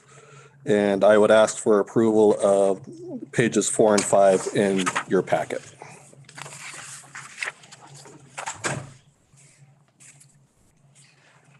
Mr. Mitchell, were there corrections that you are recommending to the bulletin that we would be approving? No, so the correction that would need to occur was the executive summary, which was supposed to be just information to help you see the year over year change. Those numbers aren't the ones I'm asking for approval. The approval of the actual addendum, the numbers are correct. Thank you. Mr. Brown?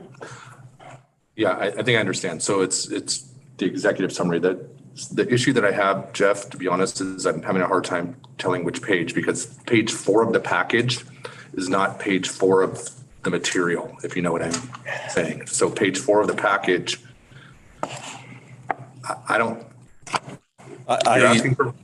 you're asking for both pages 4 and 5. I don't see a 5 in the actual page numbers of the documents in there. I only see through 4. They would be the tables labeled appendix page 33 and appendix page 34, if that helps. So it's page 3 and 4 of their materials. 3 and 4. Okay, I thought he said 5. So I understood 3 and 4. No issues then. No issues. I would make a motion to approve. Yes. Thank you. Commissioner Brown, move to approve the addendum to Bulletin 212 for 2023-24. Is there a second? Second, Commissioner Witt. Commissioner Witt seconds. Are there any other questions? All those in favor, please say aye. Aye. Anyone opposed? Aye. Thank you, Commissioner Lippman. We are on to the compliance. We did the compliance division. Compliance division, subsection C. Yes. Madam Chair, Yvonne Navarez-Goodson for the record. Moving on to agenda item 5C, we're going to consider several petitions for reconsideration of the department's denial of exemption status for organization created for religious, charitable, or educational purposes pursuant to NRS 372.3261 under our sales and use tax. And on behalf of the department, we have Deputy Attorney General Ross Olson, who I believe is in Carson City. Mr. Olson? Hi, good morning, Madam Chair and Commission. For the record, this is Deputy Attorney General Ross Olson. For the first matter on reconsideration for the denial of an exemption of an exemption for a sales and use tax pursuant to NRS 372.3261. Up first, we have Essential Resource Consultants. So this organization, Essential Resource Consultants, applied for a sales and use tax exemption, claiming to be a charitable organization in October of 2021. In the application, the organization stated a pretty vague mission statement that didn't really lend any sort of clarity as to what their charitable, what their charitable activity necessarily is.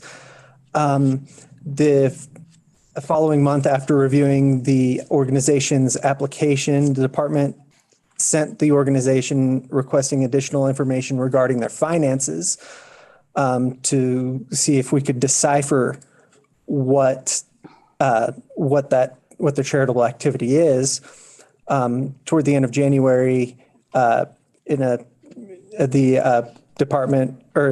the end of January 2022, the organization sent in a one-page general profit loss statement for 2021, showing that the organization had 71 cents of income while expending a little over $7,300 for an operating loss of over $7,300. And the statement contained very general terms and categories of revenues and expenditures. It didn't contain any information showing what kind of charitable activity they were engaging in. So at the beginning of May, the department denied the application, citing the lack of information available to determine that the organization qualifies for such an exemption. This is so again, the organization's charitable activity is rather ambiguous, or the department's been unable to determine what kind of charitable activity they are engaging in, and on that basis, the department denied the application. Once the appeal came in, there still hasn't been any sort of information that's come to light as to just what they're actually doing. So on that basis, the department would ask that the commission uphold the denial of the sales and use tax exemption. Thank you, Mr. Ross. Is Mr. White, the taxpayer, in attendance, or is he on the telephone? Mr. Ross, have you been in communication with the taxpayer? Do you know if he intended to be here? I have been unable to reach him. And so I am unaware whether he intended to appear or not. Do you know that he was noticed properly? Yes, he was noticed. The department did send out the notice of hearing to the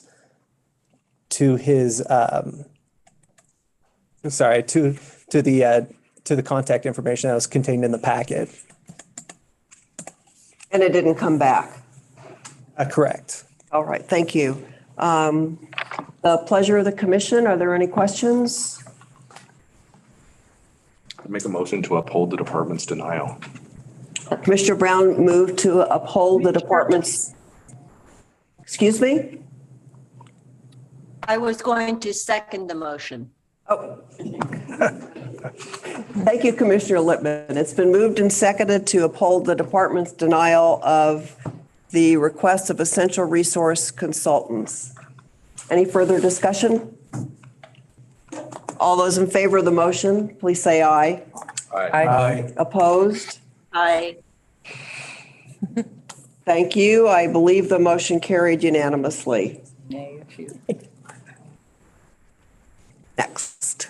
Thank you, Madam Chair. Yvonne Vars-Goodson for the record. The next matter to be considered, again, as represented by Deputy Attorney General Ross Olson, is in the matter of Mary House Ministries, again, for a request for, or a petition for reconsideration on the RCE exemption.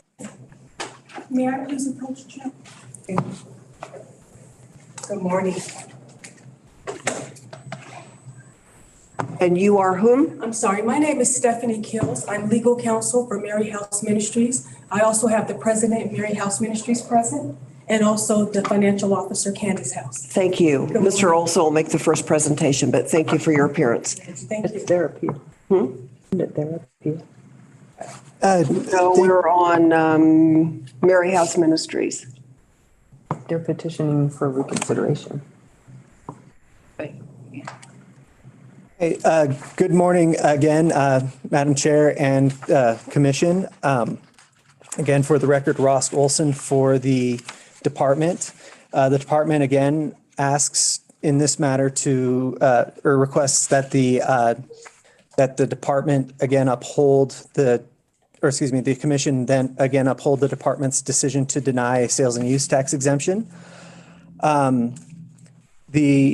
Mary House Ministries applied for a sales and use tax exemption in May of 2022, claiming to be a charitable organization. In the application, Mary House Ministries stated that its primary purpose is to, quote, use biblical principles to empower, replenish, and reboot first ladies, ministers' wives, and professional women while catering to their mental, physical, and spiritual needs.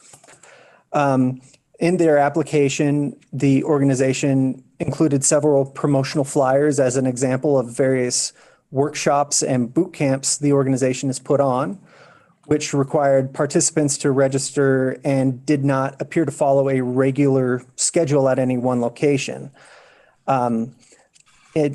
Also in the organization's application, they included a profit loss statement that showed approximately $9,400 in revenue, of which over $1,800 or about 19.5% was generated from event tickets, almost $650 generated from sales, and $2,064 generated from sale of product revenue.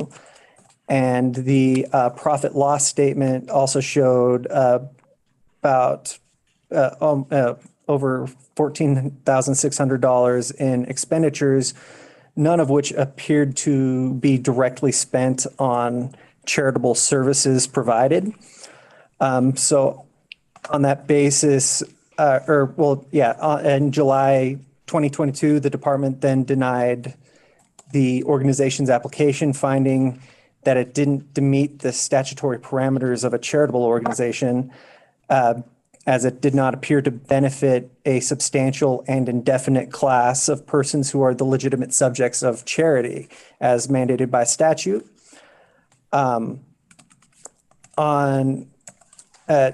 In August, the organization appealed the denial on the basis that it enjoys 501c3 status from the Internal Revenue Service, and that it benefits victims of domestic violence, cancer survivors, and people in low-income neighborhoods with clothing needs, food, scholarships, and other necessities. And then in the letter on appeal for the first time, the organization claimed that it qualifies as a religious organization due to its hosting of prayer meetings based on biblical principles and its participation in religious services to spread the gospel. The department asks that the denial be upheld, as it doesn't appear that the organization qualifies as either a charitable or a religious organization under the statutes. As far as its claim that it's a charitable organization, as far as it's a charitable organization, the NRS mandates that, or under NRS 372.3261 sub 3, it mandates that the organization benefit a substantial and indefinite class of persons who are the legitimate subjects of charity. Here, with their statement that this organization is primary purpose is to serve a rather small subset of people. While we don't have any case law on point in Nevada, some of our other states that have enacted tests using similar language tends to provide persuasive authority that this would not be, that the empowerment, replenishment, and rebooting of first ladies, ministers' wives, and professional women would not be an organization that serves an indefinite class of persons who are the subjects of legitimate charity. So it would appear that this organization would not qualify as a charitable organization. Now, as to its claim as to being a religious organization, under statute, it NRS 372.3261 sub 2 sub B mandates that that a religious organization have a primary purpose being the operation of a church, synagogue, or other place of religious worship at which nonprofit religious services and activities are regularly conducted.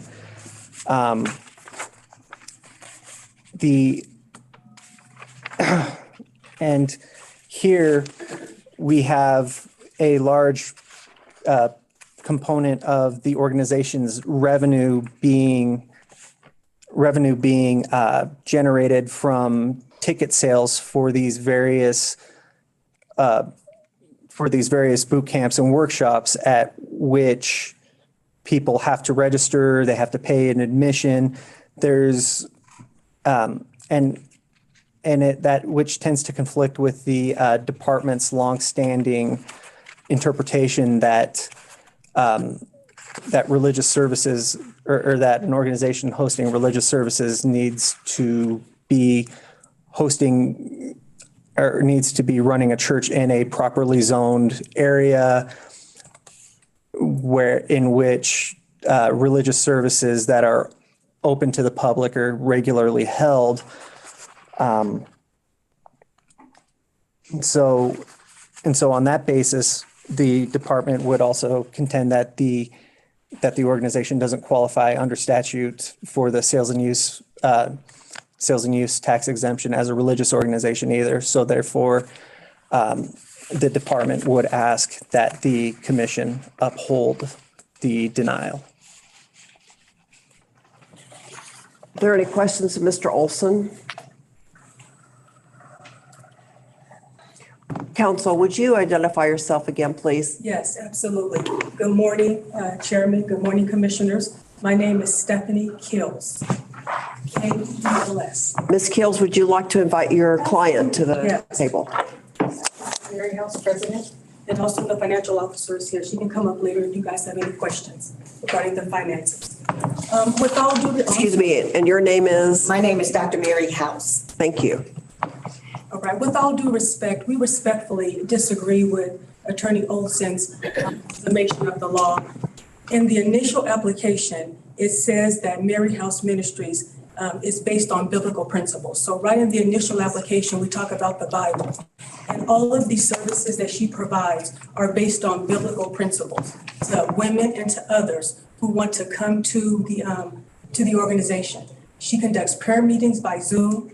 She rents out a facility in a local church, and I can give you that address. So her office is inside of a local church. She does prayer meetings by Zoom. A lot of things since COVID. This organization was incorporated in Nevada in December 2020.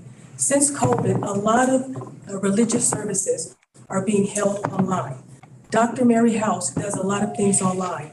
At the time that I submitted the boot camps, and those were only samples of some of the things that she was doing. But this is certainly a biblical religious organization. It has a 501c3 under the Internal Revenue Service. It is registered with the Nevada Secretary of State as a nonprofit organization. And she is doing things such as reading books to children, giving backpacks to children for back to school events. She's providing food, clothing. It's clearly religious. And I really thought that the letter appealing the decision would clearly lay out some of the religious things that are going on, but it's all based on the Bible. Thank you. Are there any questions of Ms. Keel or Ms. Dr. House? Commissioner Byram, I have a couple questions. So you are located in Nevada, in Las Vegas, and are your services ongoing over a period of time? It's not like a convention here and there that brings people in. Well, we have also, I host monthly workshops. So every month on the third Thursday at 6:30, I hold monthly workshops that are absolutely free. Are they open to the public or? Yeah, they're open to anyone. As you can see, I'm in purple. October is Domestic Violence Awareness Month. And due to how I was raised and my sisters being survivors of that, that's something I push and I support. And so part of Mary House Ministries is making sure I empower women to understand who they really are. And I do that every month. Okay. Because I know we had a case a couple of years ago where there wasn't a physical location, but it was a recognized religion worldwide. It was a recognized religion, and normally the auditors have to go out and say, this is the location and it's property zoned and it meets with the statute. But we made a decision that with pandemic, with people having to do things virtually, at least for a time period, but just as things have advanced and moved forward, there are valid religions that aren't in a set place all the time. She has a location where she holds meetings, but also this is different from the out-of-state ones that come to the state. This provides a service that otherwise would have been paid for by tax dollars. So this seems different to me. I'm open to other comments, but it sounds like it's religious/charitable and, meets a lot of the requirements of both. So I don't believe this should have been rejected. I believe this is a valid charitable organization. Thank you. Deputy Attorney General Olson, for the record, there's no denying that they engage in religious activity, but there are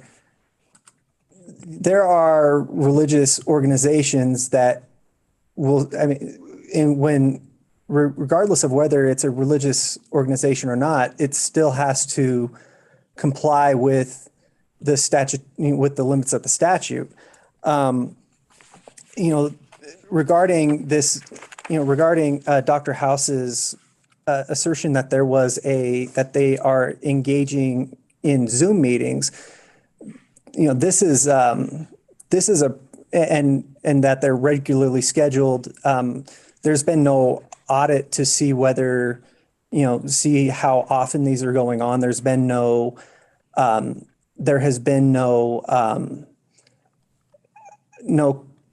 confirmation that that these are going on, and it did, and the application was pretty mum on those continuing services going on. The services that we have evidence of occurring are the workshops that appear to be rather irregularly held, that require people to register, to pay, to attend. So while there's no doubting that there are, that the activity that Dr. House goes into is religiously motivated, it does not appear, at least from our analysis, to meet the parameters of the statutes. Dr. House was sworn in, and so she is here to testify honestly that she conducts monthly workshops that are open to the public. And I've had the opportunity to attend some. I don't know what else to tell you, except I don't know what kind of proof you want. It's every month. It's on the internet, it's open to the public. Women are there every month. I don't know how else you want me to prove that at this point. Are people paying to attend? Oh, no, it's free. It's absolutely free. Okay, you mentioned that something was being paid. Well, we have other workshops. Like my brand is Wisdom from the House, because my last name is House, and I take it from the Bible, from Proverbs, the 4th chapter, verse 7. And so I do wisdom on your time, managing your time. I do wisdom on finding you. And those are workshops that people pay for. They're not every month.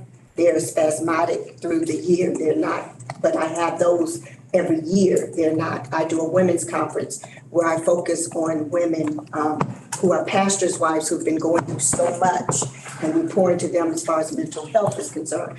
They pay a fee for that, but it's not even major money, but it's just a fee to cover expenses. And can I just say also that during that women's conference, there are certain events that are completely free. Completely free.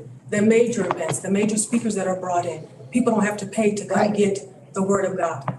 What types of purchases would you anticipate you want exempted, should you receive an exemption? Like Candace, may we please let the financial officer speak more to that? Thank you very much, Commissioner.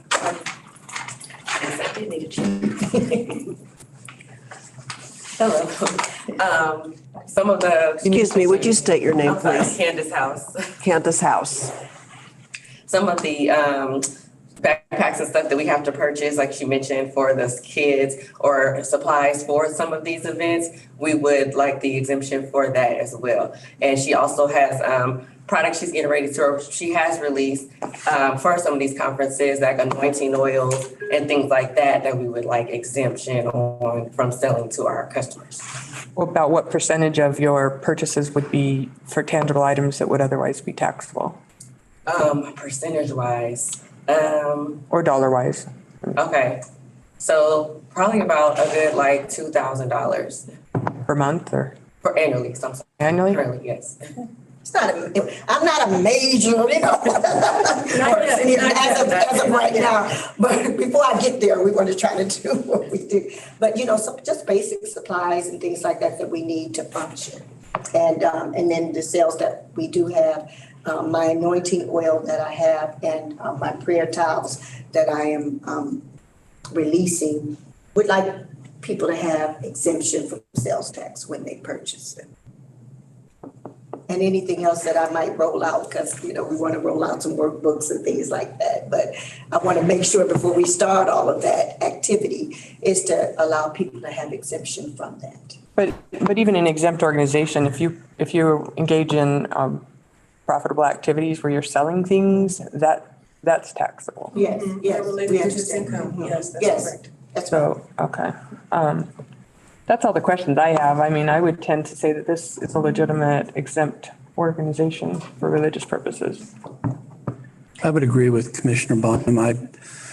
Byram, I don't know. I've always struggled with this statute. I don't particularly like the statute. I would like to rewrite the statute, but that's not for this hearing. So I would echo the commissioner's comments.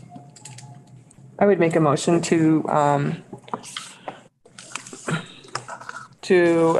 uphold the exempt status or reverse the denial of the exemption by the state for Mary House Ministries. Commissioner Witt, second. I have a question of Dr. House, just to be clear. Your petition for sales tax exemption means that when your organization purchases products in furtherance of your mission, be it charitable or religious, that's what would be tax exempt, not the individuals who are at your conferences, your workshops, who are purchasing your items. Right. Okay, you understand that. We understand that, and she does too. I think she's kind of misspoke, and I should have probably prepped her better. I apologize, Dr. House, but we are clear on that, Commissioner. Chairman. I just have one. They handle all the finances. I'm just the person that's giving back to the community. So, Dr. Commissioner Lippman, I do have a comment, and this goes to what Commissioner Rotifer said. We're not a legislative body, and so we can't rewrite the statute. So I am going to uphold the denial because I don't think this organization has carried its burden of proving that it is an exempt organization consistent with the statute that.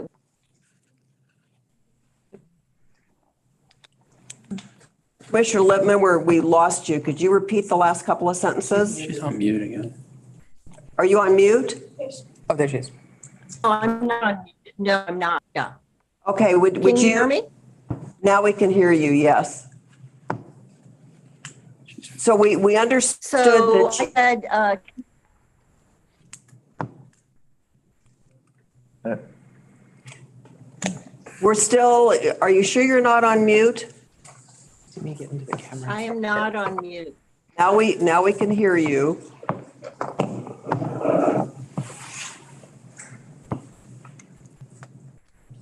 Did you want me to repeat what I said? Well, I may have to repeat what I think you said, but you go ahead and try it. Are you not able to? No, you're cutting out all of a sudden. Okay, fine.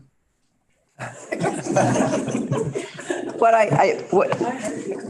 think you said is that while you understood what Commissioner Rotifer was saying, that you also understand that we have a statute we have to abide by, and it's a legislative matter, and that you would vote against a motion to grant their appeal. Is that correct? Excellent paraphrasing. Chairman, may I So- please comment? Go ahead. I just had one question. So you mentioned, Dr. House, that you have an office in a church. Yes. Can you elaborate? Tell me about the church. The church is Mountaintop Faith Ministries located at 2845 Lindale Road.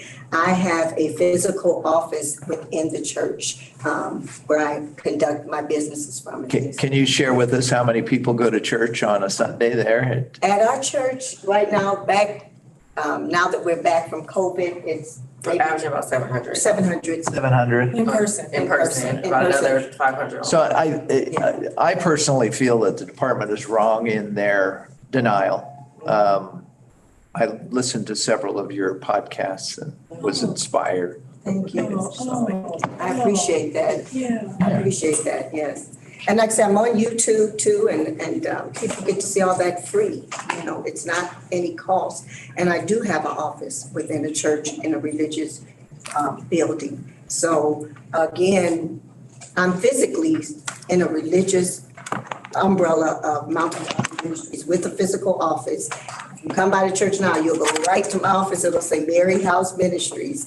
So without any denial, I don't think it's. So you could have chosen maybe to do what you're doing under the umbrella of the church, but I sense your passion for what you're doing, and I think you're on the right track. Thank you. So I'm going to support the motion. Do we have a motion? Yeah. I'm sorry, Madam Chairman. If this, if the department's position is going to be upheld, I respectfully request an abeyance so that maybe we can provide some more information. I don't want it to be denied, is what I'm saying. The department does have the ability to audit a couple years down the road when you have a little more. Okay, good. And at that point, they could Okay. change any decision, but we do have a motion and a second on the table. Okay, we have a motion and a second to grant the exception. Is there any more discussion? All those in favor of the motion, say aye, please. Aye. All those opposed? Nay? Aye. Chairman Lippman, are you opposed to the motion? Was that a nay? Yes, ma'am. The motion Yes. carries, ladies. Thank you, thank you, thank you, thank you. And thank you, Commissioner Lippman. Thank you. Have a great day. Thank you.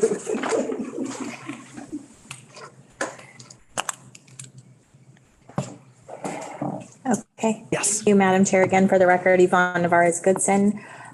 This is the last of our petitions for reconsideration on the sales and use tax exemption for religious charitable organizations. The next case, again, represented by Deputy Attorney General Ross Olson, is for American Heritage Partners. Thank you once again, Madam Chair and Commission. For the record, this is Deputy Attorney General Ross Olson. This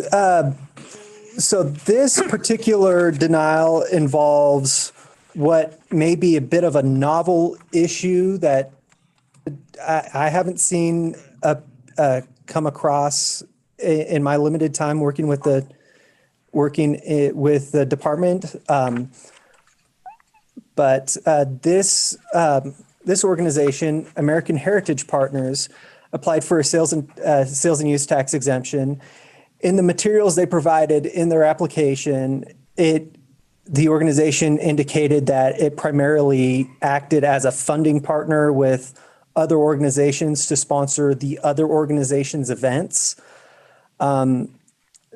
Shortly thereafter, the department sought further information regarding the organization's activity, and they responded in a letter stating that they're a new organization with small financial history, and they reiterated that their activities, they reiterated their activities regarding sponsorship of other organizations' activities, but they didn't identify any sort of educational instruction which they themselves provided or information that they themselves disseminated. So in July, the department denied the application for failing to meet the definition of an educational organization under NRS 372.3261 sub 4. And the organization then filed an appeal saying that stating that their support of their partners goes far beyond technical assistance. And then they cited a couple examples of recent events where they handled logistics for the benefit of their partner organizations.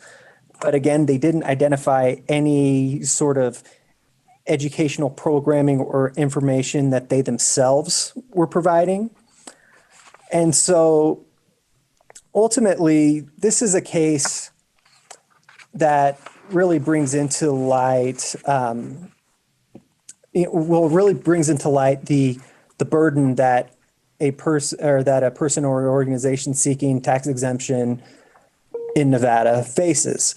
Under our case law in Nevada, tax exemptions are strictly construed in favor of finding taxability, and any reasonable doubt about whether an exemption applies must be construed against the taxpayer.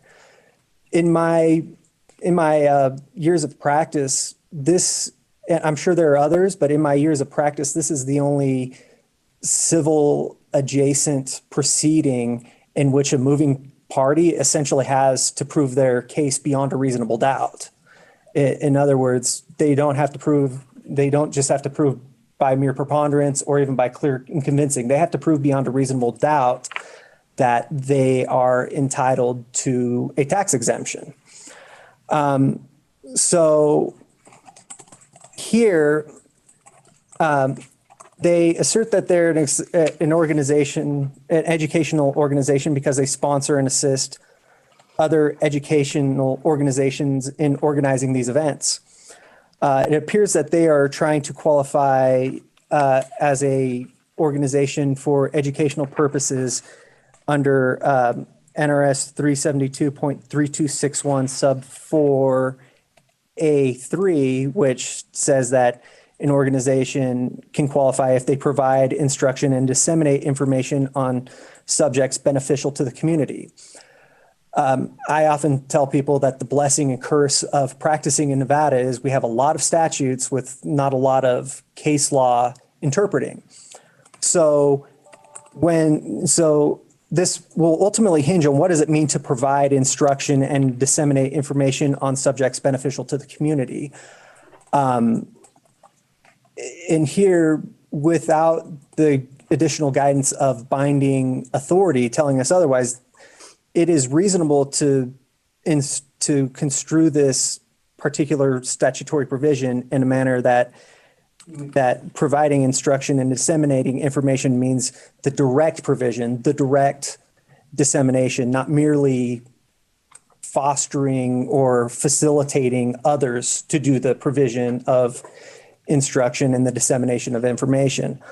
And because that would be a reasonable interpretation of the statute at hand, there is accordingly reasonable doubt as to whether American Heritage Partners is entitled to this tax exemption. So on that basis, the department would ask that the tax commission uphold the denial. Mr. Olson, is the taxpayer there with you? I can't see. Yes, it looks like they're in Reno. Pardon me, your name? They're muted.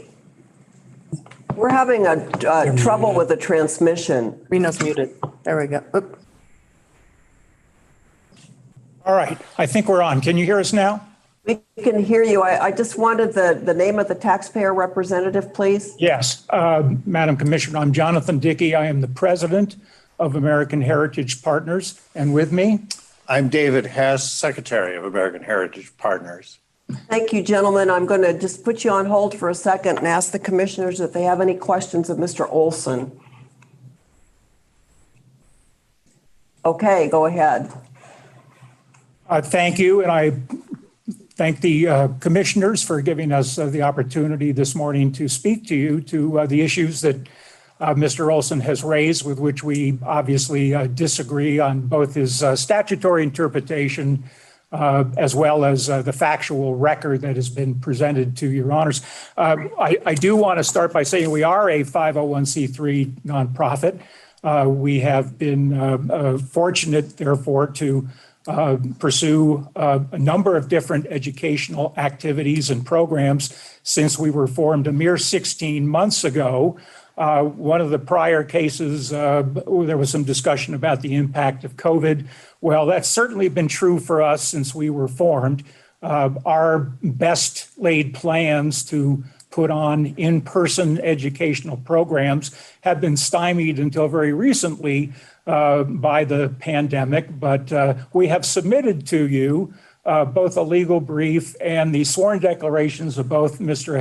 Hess and myself, in which we've described the beginnings of our activities, which do include in-person educational events. It does include both Mr. Hess and myself making educational presentations. And I should say that, as Mr. Olson so indicated, there is no case that limits the statute we're concerned with here to doing direct activities, direct presentations. But if that's even an issue of statutory construction, we meet that test based upon the facts that we've presented to you in the materials that should be in your record. I do want to talk about the reasonable doubt standard that Mr. Olson has mentioned, because I think it's a little bit more of a hurdle than he's described for him to demonstrate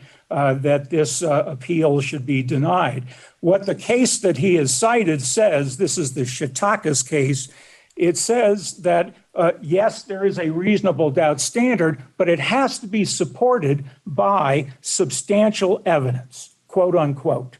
That's from our Supreme Court. It goes on to say that a decision such as been made here will be deemed to be clearly erroneous in view of, if we meet this test, reliable, probative, and substantial evidence on the whole record. Well, we submit that we've done that here. We have submitted reliable, probative, and substantial evidence that includes sworn declarations under penalty of perjury from the two of us of what we have been doing and what we plan to do.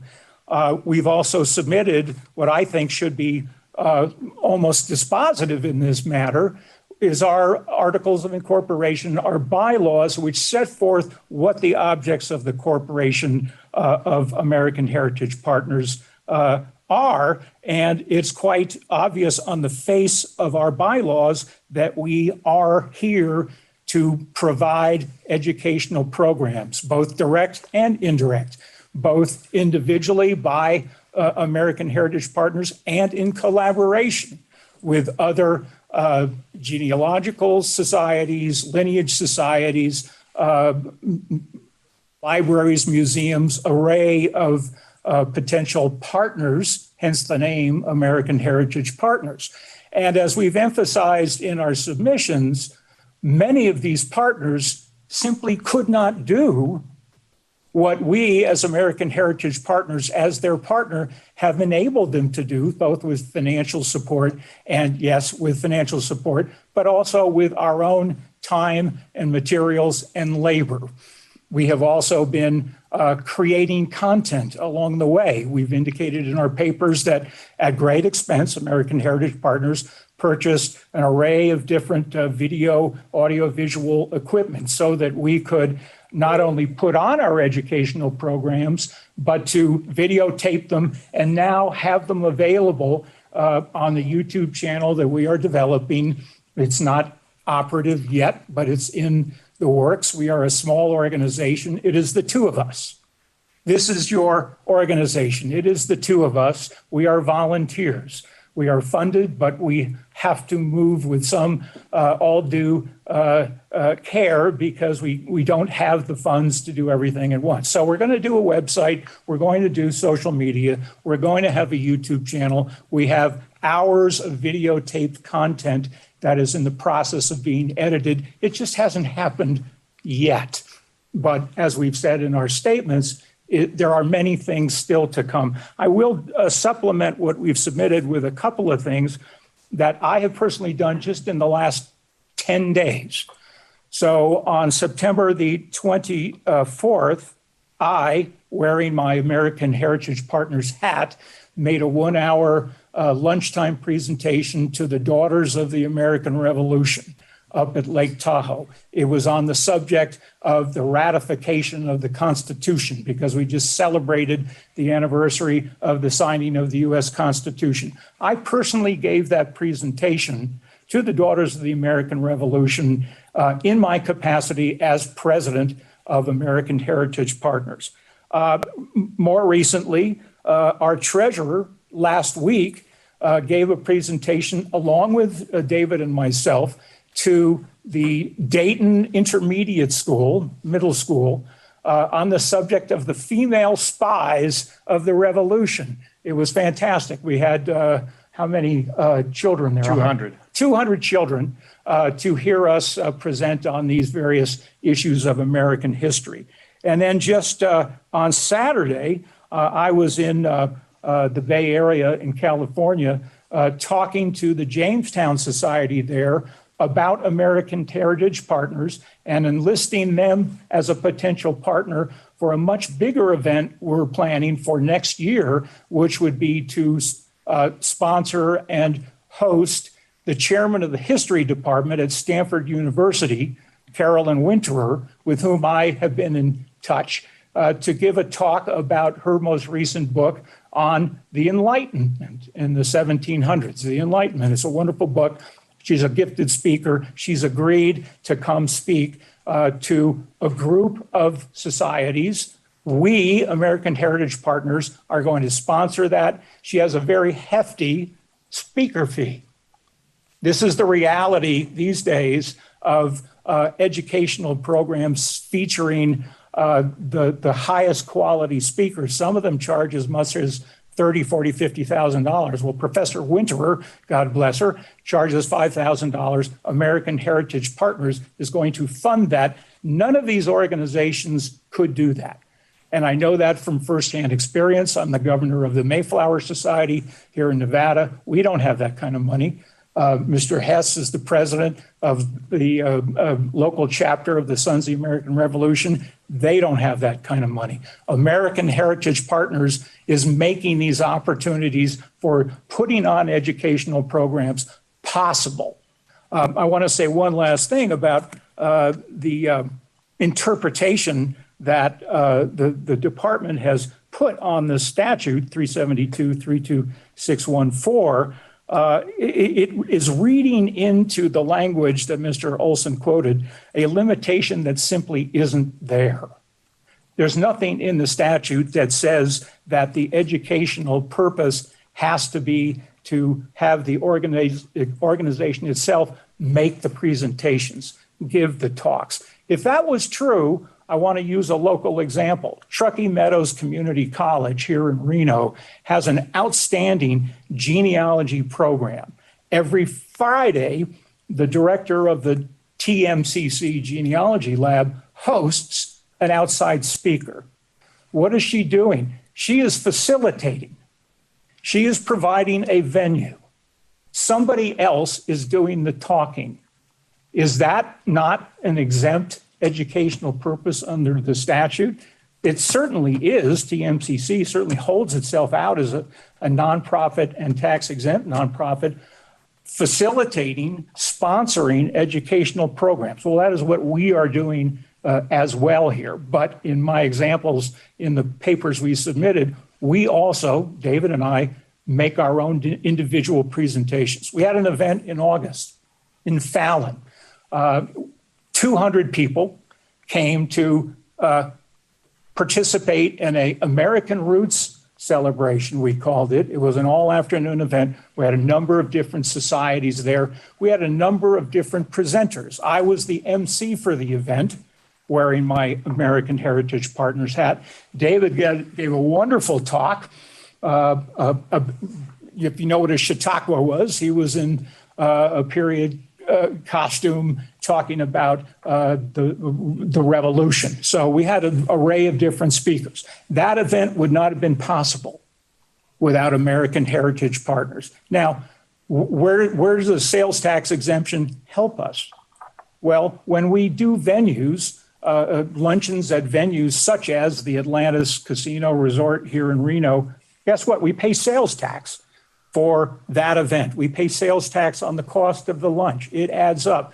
This last year, without this sales tax exemption, we've spent thousands of dollars in sales tax to put on these events, to pay the sales tax at the hotels, to pay the sales tax on the video equipment that we purchase, to pay the sales tax on all the materials that we print and make available at these events. And yes, we do disseminate information at these events. So I'm going to stop here, but hopefully I've persuaded you that there's a lot going on here that is educational. It's being directly either presented by us or facilitated by us. I can't imagine that this commission doesn't want us to do these kinds of things, that it wants us to spend more money than we need to, that we could otherwise be using to present other programs. So that's my hope, that's my request, that this commission will reverse the department and please provide us our exemption. And David, do you have anything to add? I think I'll withhold further comment unless there's questions from the commissioners. Thank you, Mr. Hickey. Mr. Hess, are there questions from the commissioners? May I quickly make a couple points in rebuttal? Mr. Olson? Yes, this is. Would you, 1 second, please, Mr. Olson. Are there any questions from the commissioners to the taxpayer? Mr. Byron. I have a question about when you say that you serve all of Northern Nevada, does that mean you're going to be over in Elko? And that's Northern Nevada to me. Well, thank you for the question. Actually, the American Roots celebration was in Fallon because we have a hope that we are going to be statewide in both putting on these programs, capturing the enthusiasm of these areas of the state that have been underserved, quite frankly. I can say from, again, my own personal experience, the local societies rarely get out of town. And partly it's a cost issue, but it's also, a volunteer issue, getting people to drive to Fallon or drive to Ely or drive to Elko. But that is our intent, is to be not only statewide in Nevada, but as I mentioned about my meeting on Saturday with the Jamestown Society, we want to be present in California. There's no thing like American Heritage Partners in California either.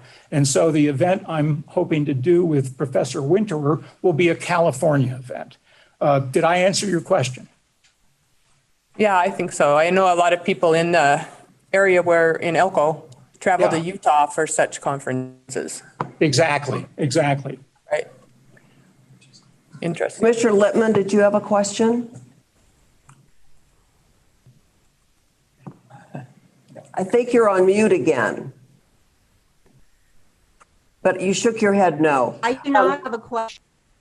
I do have a question. I'm fairly convinced by the paperwork that you've submitted, your mission statement, your bylaws, which address the objects of the organization, and the flyers that you've attached as examples of some of the things you've co-sponsored. For example, the Mayflower Society. That flyer and a number of the others that you provided us say that the luncheon is co-sponsored by American Heritage Partners to support our state's heritage societies and offering educational programs and activities.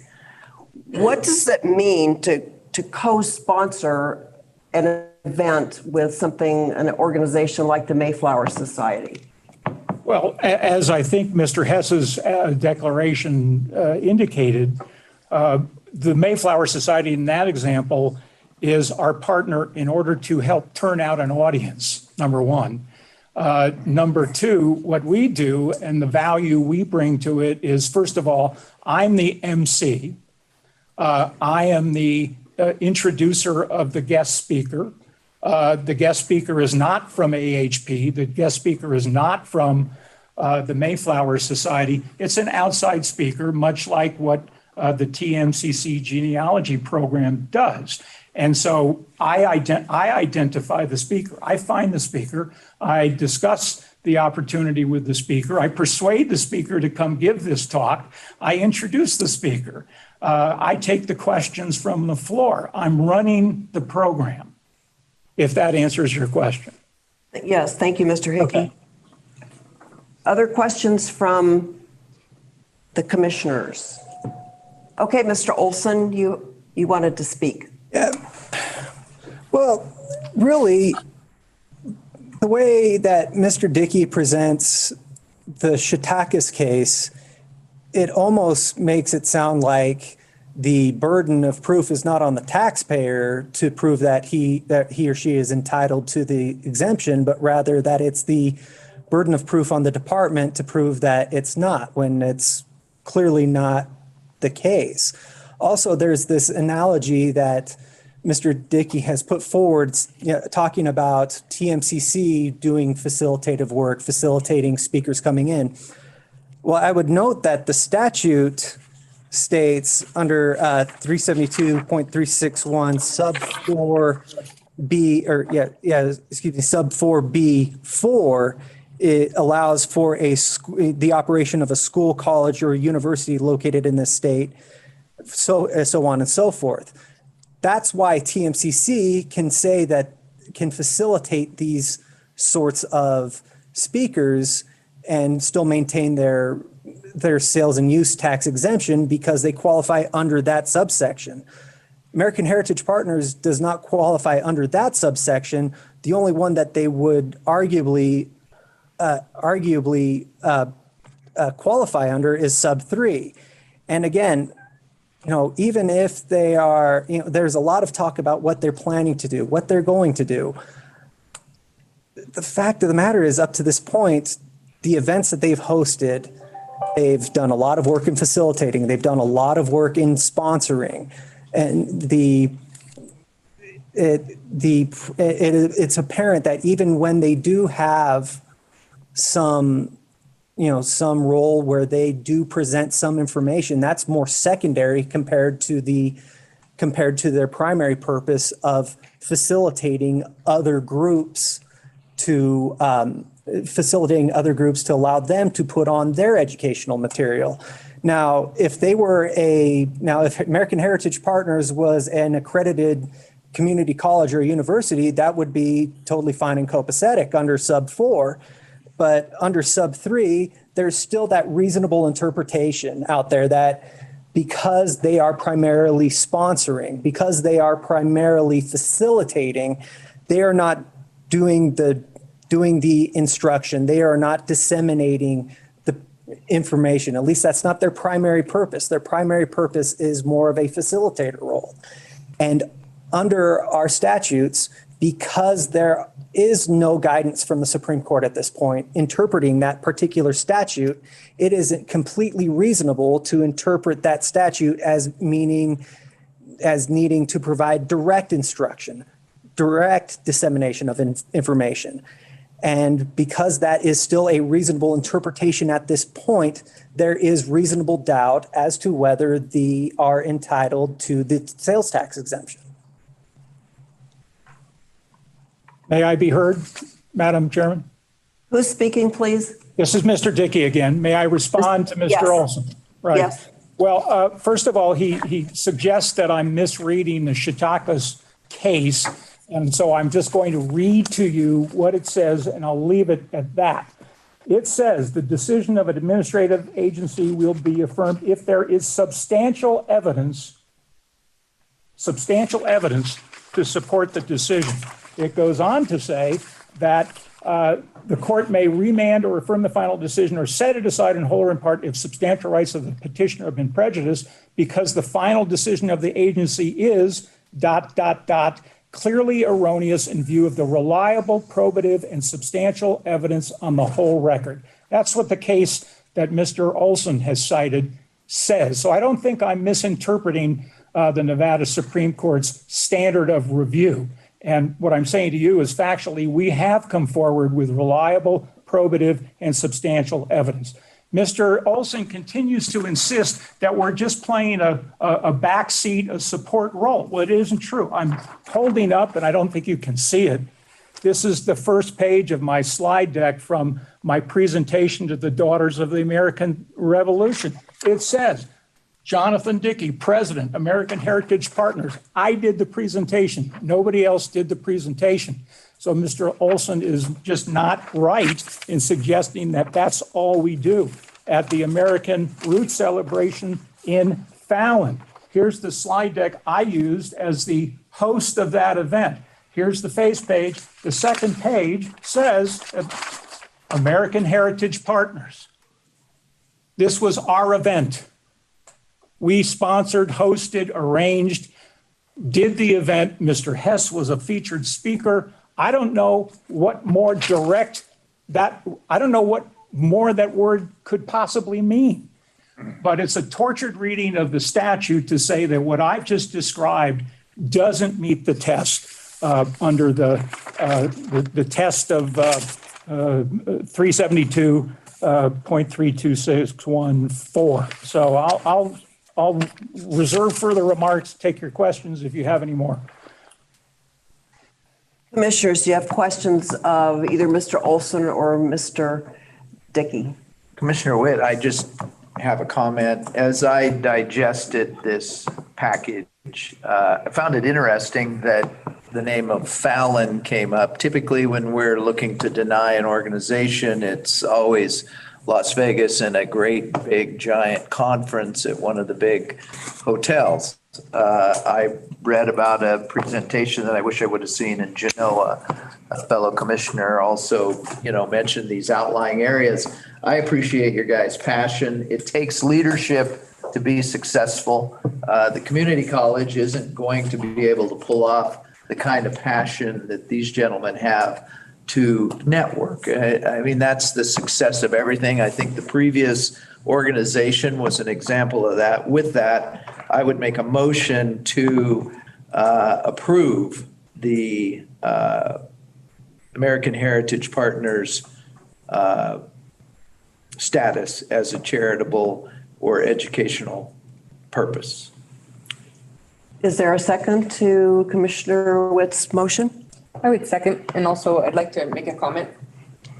I think that the analysis of, since this organization is fairly new, I don't think that the Attorney General's office necessarily had all the information about things that you've just been doing over the past month when they were making their analysis. And as it evolves and you are able to present more, I mean, down the road, it could go one way or the other, but it sounds like it's moving towards more of a less of a facilitating role, but more of a partner role and speaking and presenting. And I think it's an important function that you're providing, important information that's being disseminated from your generation to other generations that need to hear that perspective. But I do think it meets the requirements of 4B3, providing and disseminating the information. So I do think it meets the educational criteria.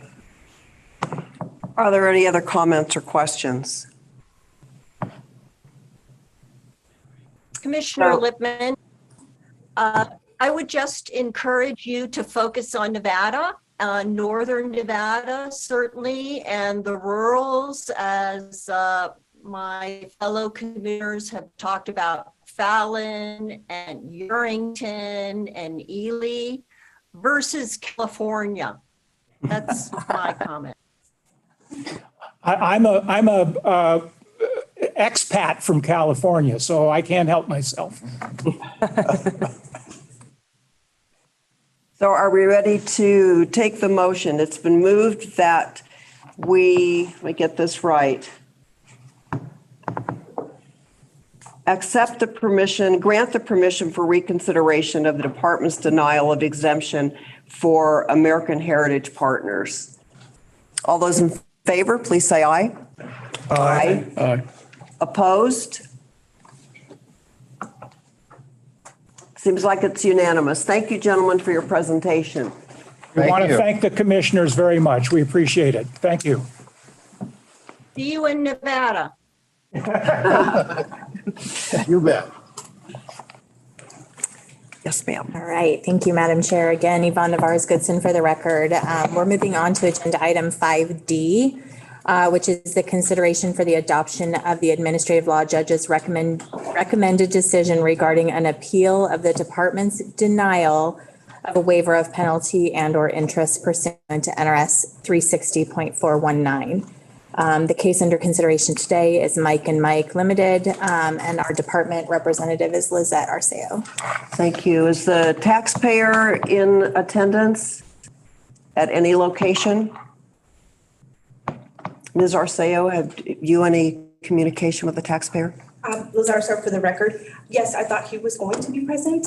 I don't know why he's not. Thank you. Yes, ma'am. Just for the court reporter's information, Mr. Brown had to go catch his flight, and so we Yes. still have a quorum, but we're down one commissioner. Thank you.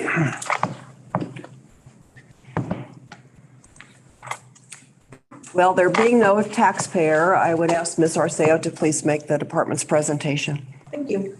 Again, for the record, Liz Arceo for the department. This is the taxpayer's objection of the administrative law judge's proposed decision. The taxpayer's reason for the waiver request appeal the department's recommendation and administrative law judge's proposed decision do not meet the statute and the regulation for penalty and interest waiver. Taxpayer made the business decision to use the sales taxes collected for operating expenses. The taxpayer has not provided sufficient information to support a full waiver of the penalties and interest. Therefore, the department respectfully requests that the Nevada Tax Commission approve the administrative law judge's proposed decision. I'm happy to answer any questions from the commission. Let me understand this, Ms. Arceo. The administrative law judge ordered that penalties and interest be waived for 3 months for a total of $764.17. Correct. And the department's not objecting to that? No. Okay. Thank you. Are there any questions? Ms. Arceo, are you confident the taxpayer was notified about this hearing? The record does reflect that, but I just would like to hear you say it affirmatively. Yes, ma'am. The taxpayer was notified and we did have communication with him. Again, I don't know why he is not present. Okay, thank you.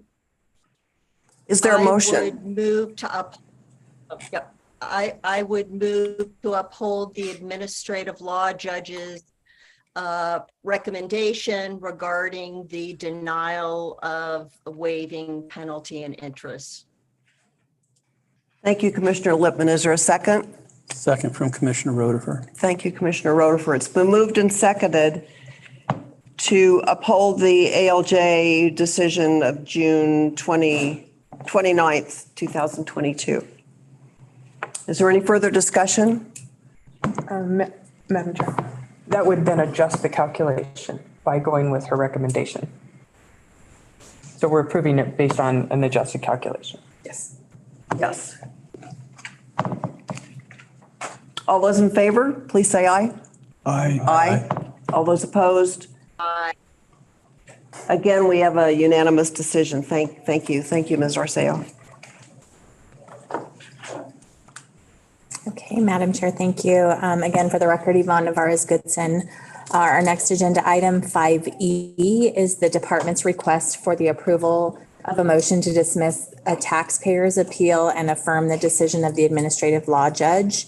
The first case up is Billy Ray Martinez, LLC, doing business as BRM Wholesale. For the department today, we have Deputy Attorney General Natasha Gabriel. Thank you, Commissioners. Natasha Gabriel, Deputy Attorney General on behalf of the department. You have before you a motion to dismiss the taxpayer's appeal. I believe the taxpayer is not present and we have not heard from taxpayer in over 16 months. And I will keep the facts relatively brief and to procedure. The taxpayer initially appealed May 27th, 2021. That was a timely notice of appeal. On June 2nd, 2021, the department acknowledged taxpayer's appeal and cited NAC 360-175-2A and stated that the taxpayer had 30 days to file a brief to complete its appeal. Fast forward to March 4th, 2022, the department sent another correspondence after it had noted in its record that there was nothing happening in this case. So department sends another letter and says your appeal is incomplete under the regulation and granted taxpayer until April 4th, 2022 to file its brief so that it can then schedule an oral argument before this commission. The department heard nothing again. And on May 27th, 2022, department sends another correspondence to taxpayer stating again that its appeal was incomplete. And although it was untimely, it would still accept a brief and thereafter set oral argument for this commission. As far as the motion before this commission, I'd like to start with NRS 360.260 sub 1. This gives this commission power to direct what proceedings, actions, or prosecutions shall be instituted to support the law. We then get to NRS 360.270. And that statute says that the enumeration of powers within 360-200 to 360-265 doesn't exclude the power of this commission to exercise necessary and proper power and authority of this commission so that it can execute its duties. Finally, NAC 360-175 sub 2 makes it mandatory to file a brief to this commission by using the word shall. And then in the same regulation, subsection 5 states that the department cannot schedule an oral argument until there has been compliance with subsection 2. So when we read these three statutes and regulations together, we see that this commission does have the power to dismiss a case for failure to prosecute, such as this one. As it has, in a policy consideration, just letting a case sit there for 16 months, so over a year, that has had radio silence, is a necessary and proper execution of authority of this commission to move along its cases. And the Supreme Court has said that when the powers aren't explicit, they are implied if they're necessary to perform the agency's duties. And that's the City of Henderson versus Kilgore. So with that, we see that the taxpayer here has failed to prosecute this case and his appeal for over 16 months. The department has heard absolutely nothing since May 2021.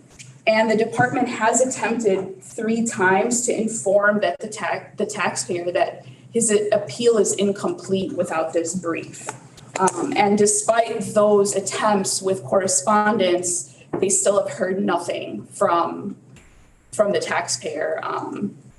And with that, we ask that this commission moves to dismiss taxpayer's appeal and thereby affirming the administrative law judge's final decision in the underlying case. Thank you. Thank you, Ms. Gabriel. Questions? I always looked at you. Okay. Commissioner Byram, I have a question. What is the status of the contraband? Is it still seized on site?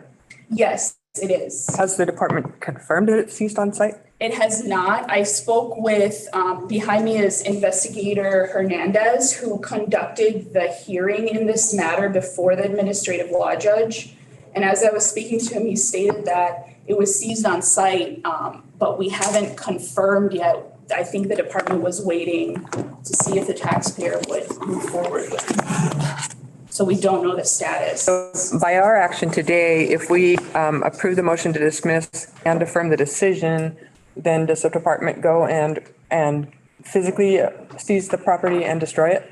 Yes, the department then thereafter this commission's decision will go ahead and do a subsequent on-site inspection, and then they move forward at that point. So if the contraband is not there, it is a misdemeanor, and at that point, it's the district attorney's office, I believe. Okay. If the department chooses to prosecute. Okay.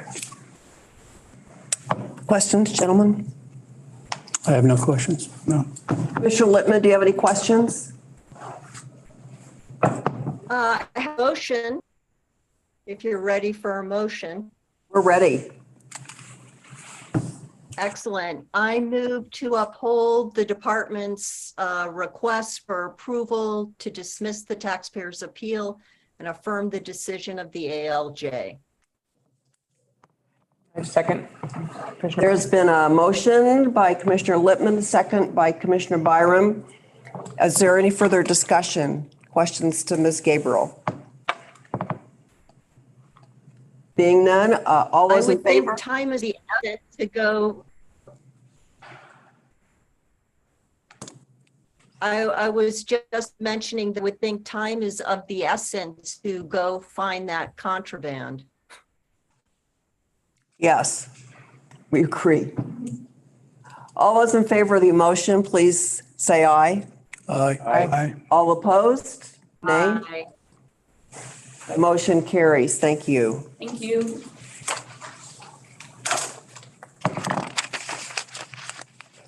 had to plug in my computer. Thank you, Madam Chair. Again, for the record, my name is Yvonne Navarez-Goodson, Chief Deputy Executive Director for the department.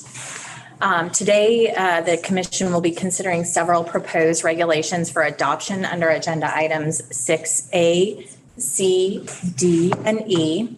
Item 6B will be tabled for consideration at a future meeting. By way of procedural history, the administrative rulemaking process is governed by NRS Chapter 233B.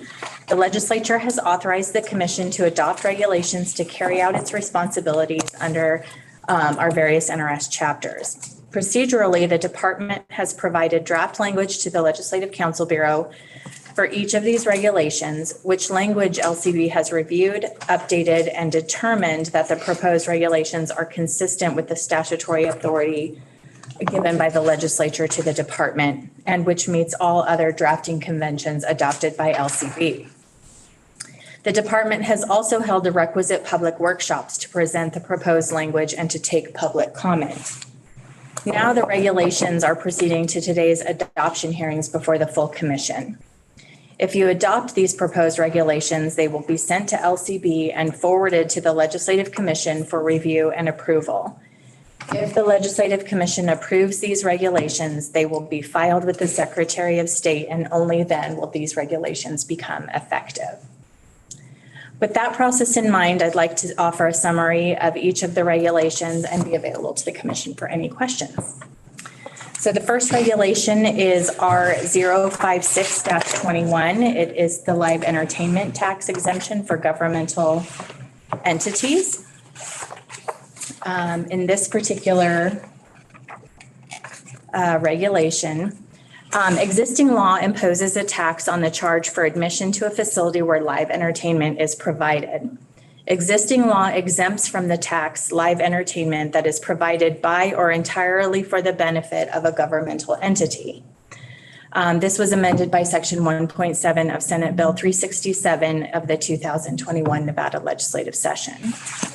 Section 2 of this regulation establishes when live entertainment is provided by or entirely for the benefit of a governmental entity for purposes of this exemption from the live entertainment tax that is administered by the department.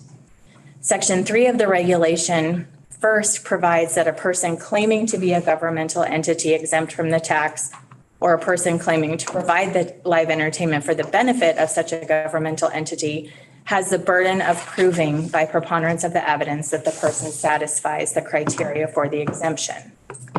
Second, Section 3 requires a person claiming to be a governmental entity exempt from the tax, or a person, again, claiming to provide the live entertainment for the benefit of a governmental entity, to submit various records to the department. And finally, the remainder of the regulation makes conforming changes to apply to the provisions of sections 2 and 3 of the regulation to the live entertainment tax administered by the department. And with that, Madam Chair, on this particular regulation, I will be happy to answer any questions, or you may accept a motion for approval or denial. Thank you. Are there any questions regarding LCB number 056-2? I think that's the one, right? 056-21.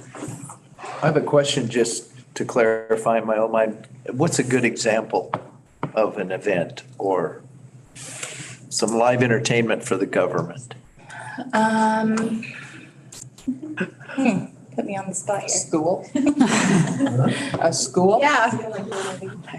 A school event, perhaps some events sponsored or put on by the LDCVA might qualify for a live entertainment tax exemption. As a governmental entity, any sort of city, county, local governmental entity that is promoting live entertainment might qualify for that tax exemption. Okay. Didn't we have a case not long ago that had to do with Desert Research Institute, and it wasn't sales and use tax, but it was some sort of tax, and we're like, well, why is this, but they're part of an entity combined with UNLV, and it was live entertainment. It was live entertainment for that. Is that what this is? Well, it's because they own the venue. How much Again, Yvonne Navarez-Goodson for the record. I'm sorry, I'm not familiar with that particular case, but I would say that that this is what this regulation would be intended to provide an exemption for, assuming that the entity could provide by a preponderance of evidence that it was in fact a governmental entity and that it was having that live entertainment provided for that purpose, or on behalf of the entity or by the entity itself.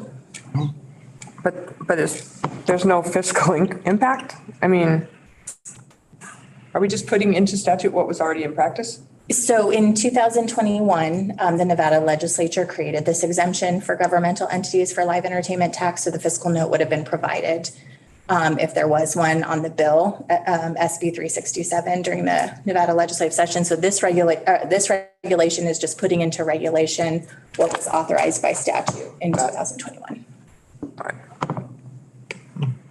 So we'll vote on each one of these regulations individually. Are there any more questions? Madam Chair, I would move to approve RO 56-2 live entertainment tax regulation. Thank you. Is there a second? I'll second.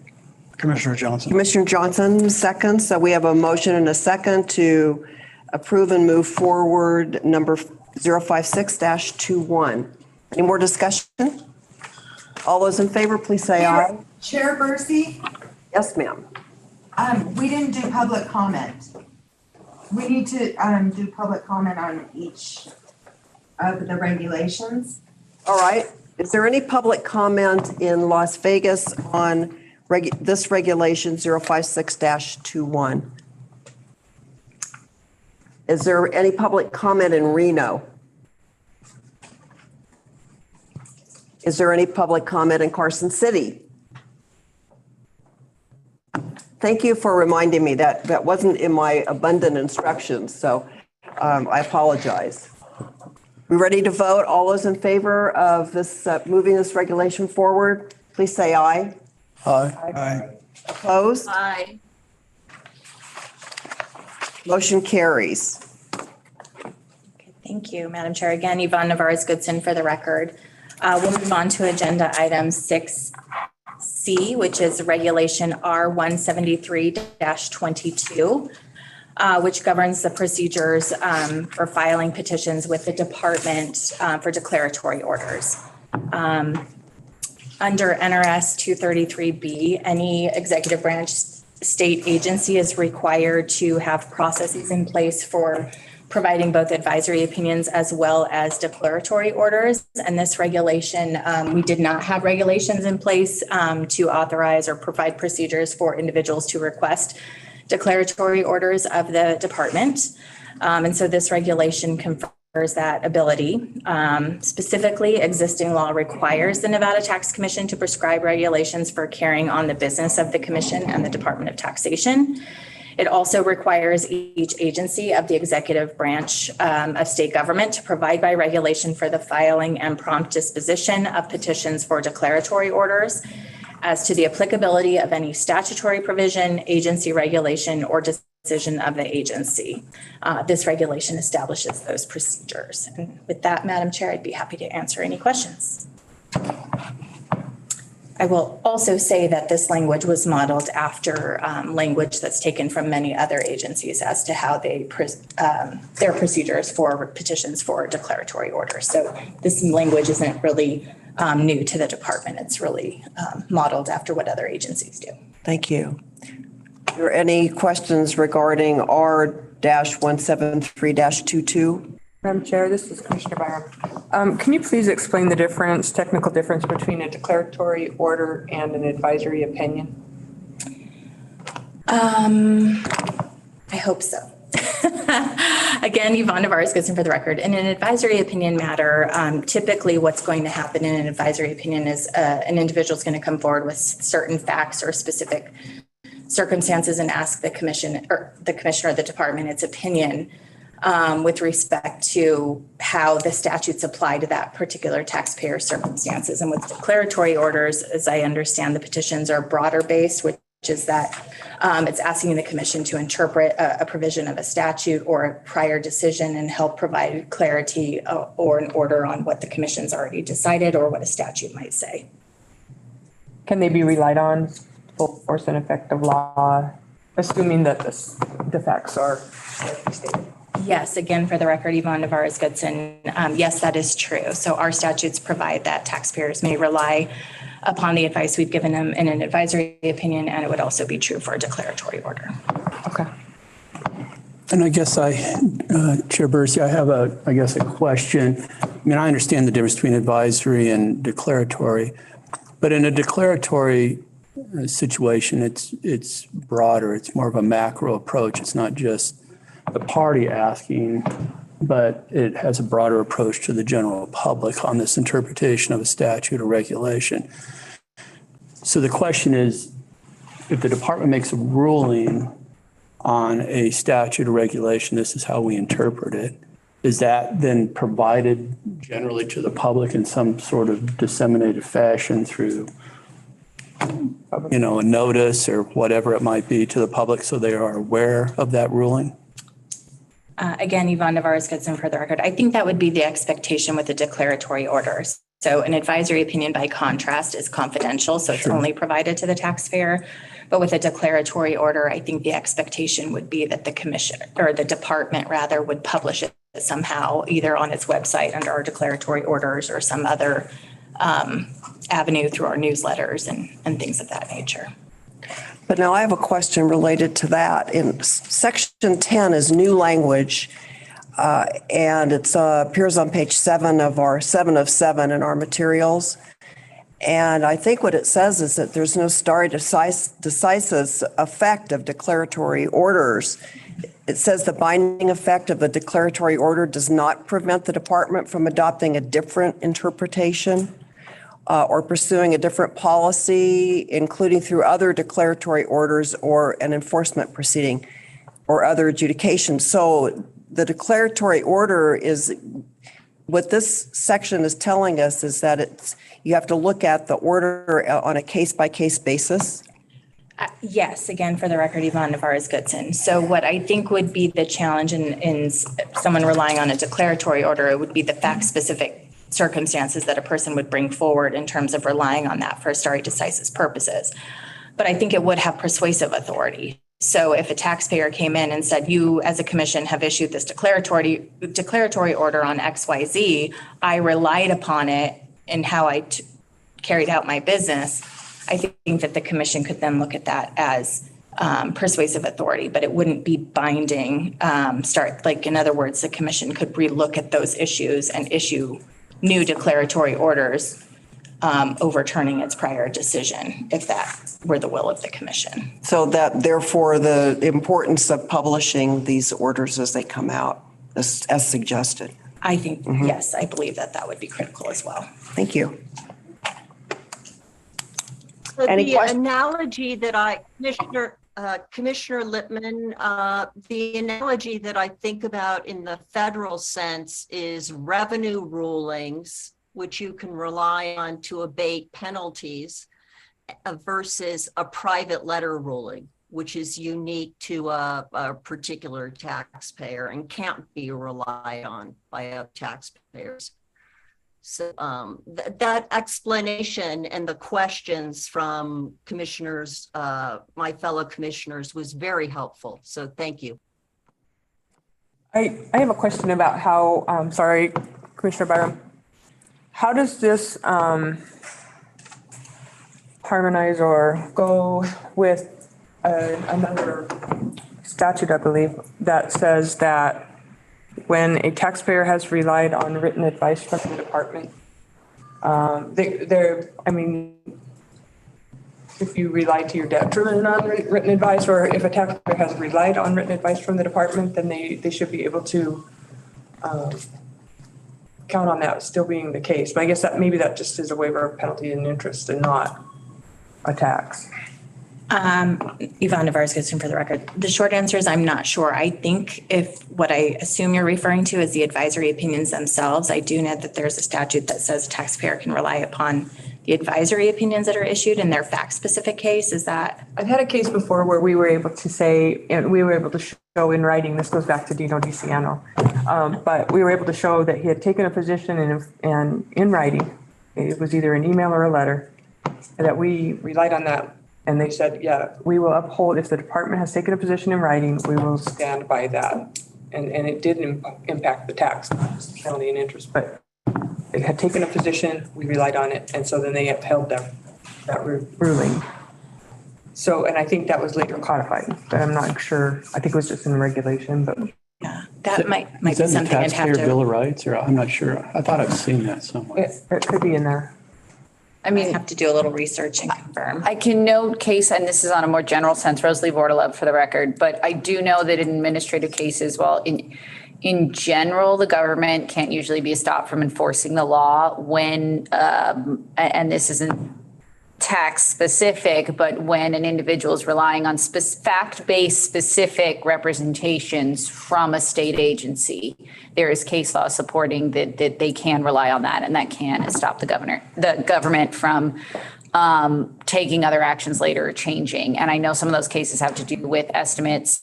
At least one of them has to do with, was a PERS, a case where somebody made retirement decisions, but they received written specific estimates from PERS of what their monthly income would be upon retiring, and then made decisions such as selling their house and other retirement decisions based on that estimate. And then PERS later said, oh, no, we were wrong. You get this lower amount. And they were successful in a case on that. And so there's been some similar, but again, in that case law, it has to be specific factual representations based on a specific situation. Okay, all right.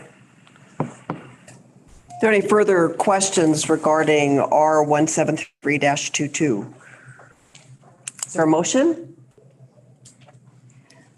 Commissioner Rutherford, I move to approve. Chair Bursey, we need to do public comment. Oh. Is there any public comment in Las Vegas on R173-22? Public comment in Reno? Good afternoon, Chairman, Chair Bursey and Commissioners. For the record, my name is George Ritz, HRITZ, and I'm a staff member with the Nevada Taxpayers Association. I do have something I'm going to read into record. A lot of you covered it somewhat already, so I'll try to be quick. And then I have a question at the end. The Nevada Taxpayers Association supports the idea of the declaratory order because it will allow more objective consideration of a question than through an advisory opinion. However, this regulation makes a declaratory order confidential unless appealed, thus depriving the public of the ability to discern how the administrative law judge has issued a binding decision on the tax issue. The Nevada Taxpayers Association feels that they should be made available to the public and subject to redaction of taxpayers' confidential information. Section 10 of the proposed regulation allows for the department to adopt a different interpretation according to the Taxpayer Bill of Rights. The taxpayer has the right to rely on written guidance. Pursuant to NRS 360.291(1)H, the taxpayer has the right to obtain specific advice from the department concerning taxes imposed by the state. Pursuant to NRS 360.294, providing that the department can waive tax, penalty, and interest, then the taxpayer has relied on written advice provided by the taxpayer or provided to the taxpayer by the department. There is currently a process in place for different interpretation, and it's done by appealing to the department's decision to the Nevada Tax Commission. A statutory or regulatory amendment or a published attorney general opinion. The department currently utilizes this process. For example, if a taxpayer asks for an advisory opinion in the middle of the audit, it will not allow it because the question will be answered during the due process of the audit. The department shouldn't be allowed to reinterpret a statute or regulation as an executive branch agency. The one question this member had is if a declaratory order was appealed to the tax commission, is it still subject to judicial review? Any decision of the. Thank you, Mr. Hertz. Do any of the commissioners wish to ask any questions based on the public comment? Make some good points. And I don't know if it's appropriate to try to answer your question. I think not at this time. Ms. Bartlove? Rosalie Bartle for the record. In somewhat answering of the question about whether it's appealable, under 233B to be subject to a petition for judicial review, it needs to be a contested case. And a declaratory order does not meet the definition of a contested case because there isn't an aggrieved party. Thank you. That makes that clear. Thank you for your comments. Is there any other discussion regarding, R173-22? We still on that one? -22, yes. Yes, we are. So we talked about these are published opinions or published orders, but then as it says in paragraph 8, the orders are confidential unless disclosed in accordance with an appeal. So other taxpayers aren't going to be able to look these up and see them. That's true. So again, Yvonne Navarez-Goodson for the record, I apologize. I misspoke earlier. We would be providing a copy of the declaratory order to the individual petitioner. But in terms of publishing it, we might publish the advice that we're giving or the information that we're giving in a declaratory order in some other way. Like, for example, we might give information in our tax notes briefings or our newsletters as to what the commission's decided in a particular case. But because they would be confidential and provided only to the petitioner, we wouldn't be able to publish the actual declaratory order. So we're back to more closely, it looks like an advisory opinion. I don't really see the benefit of this regulation the way it's written. Again, Yvonne Navarez-Goodson for the record. I think that the reason that this regulation came into being is because statutorily we're required to provide a procedure whereby a person can petition the commission for a declaratory order. I don't know that we will see an increase in requests for these types of declaratory orders, but it is a procedure that is already statutorily available to individuals to request. We just historically haven't seen them filed. More specifically, we see the advisory opinions filed by individual taxpayers who have a specific question about their particular case. But the declaratory orders are broad-based relief requests. Well, relief is the wrong word. Broad-based, I don't even want to say advice. It's broad-based opinion of the commission, how it interprets a particular statute or how it would view a particular circumstance. It does not include the taxpayer's specific circumstances, requests for information. In fact, this regulation would prohibit a person from requesting that type of declaratory relief when there is an existing matter pending, to avoid that possibility that we could be ultimately ruling on something that is pending before the department. Does that answer your question? Commissioner Lippman, the analysis could be very helpful broadly for taxpayers to try to understand how the department analyzes something. And so I can see how it could be helpful, although I'm not sure, I agree with you, I'm not sure you'll get very many declaratory orders. Well, we do have the Nevada tax notes that puts out the department's interpretation on things. We also have the technical bulletins. Yeah. Sometimes we'll provide feedback via technical bulletin if we're receiving multiple requests for the same type of analysis or feedback. So this is just another avenue for not just taxpayers, but all members of the public to request this type of petition for this type of order. I mean, I think if the expectation here is that if the department enters a declaratory order regarding how they interpret a statute or regulation, and the expectation is that the general public needs to know that, then I think that needs to be published to the general public. It doesn't necessarily have to be the quote unquote order if it's specific to a particular taxpayer. I understand that, but if it's, regulation A and the department has taken a position that, in the past they've concluded that it means X. Now they have concluded it now means Y. And the expectation is that the public needs to know that the interpretation is now Y. Then they need to publish that to the public.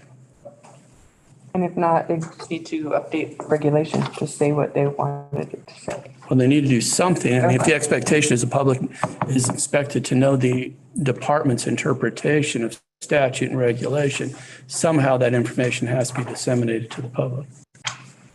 Do we have a method or a policy right now about disseminating advisory opinions? They're confidential. Right. Again, Yvonne Navarez-Goodson for the record. Yeah, we would be prohibited from disseminating an advisory opinion because they are confidential. They're provided solely to the taxpayer. I suppose there could be a waiver of that confidentiality in some respect, but absent that type of waiver, we would be required to maintain it as confidential. But what we've been discussing is that there would be a way to condense or summarize a declaratory judgment order so that it doesn't refer back to a specific taxpayer and make that available. I think, yes, again, Yvonne Navarez-Goodson for the record. I think that would be reasonable, and we have various avenues by which we could do that. Okay. Whether it's our website, whether it's our tax notes, eventually a technical bulletin, if it became a consistent type of request for information, we might put it in a technical bulletin, something of that nature. So is that something that the commission would need to suggest be a policy or a recommendation to you? I think we could do that. I would just question whether this agenda provides. No, I wasn't asking. Yeah, okay. Now. Yeah, but certainly that's something the commission could certainly look at in terms of getting better. And I can come back with better feedback for the commission as to how we might do that and whether we need to make that official. Thank you. That's a good, for a future agenda.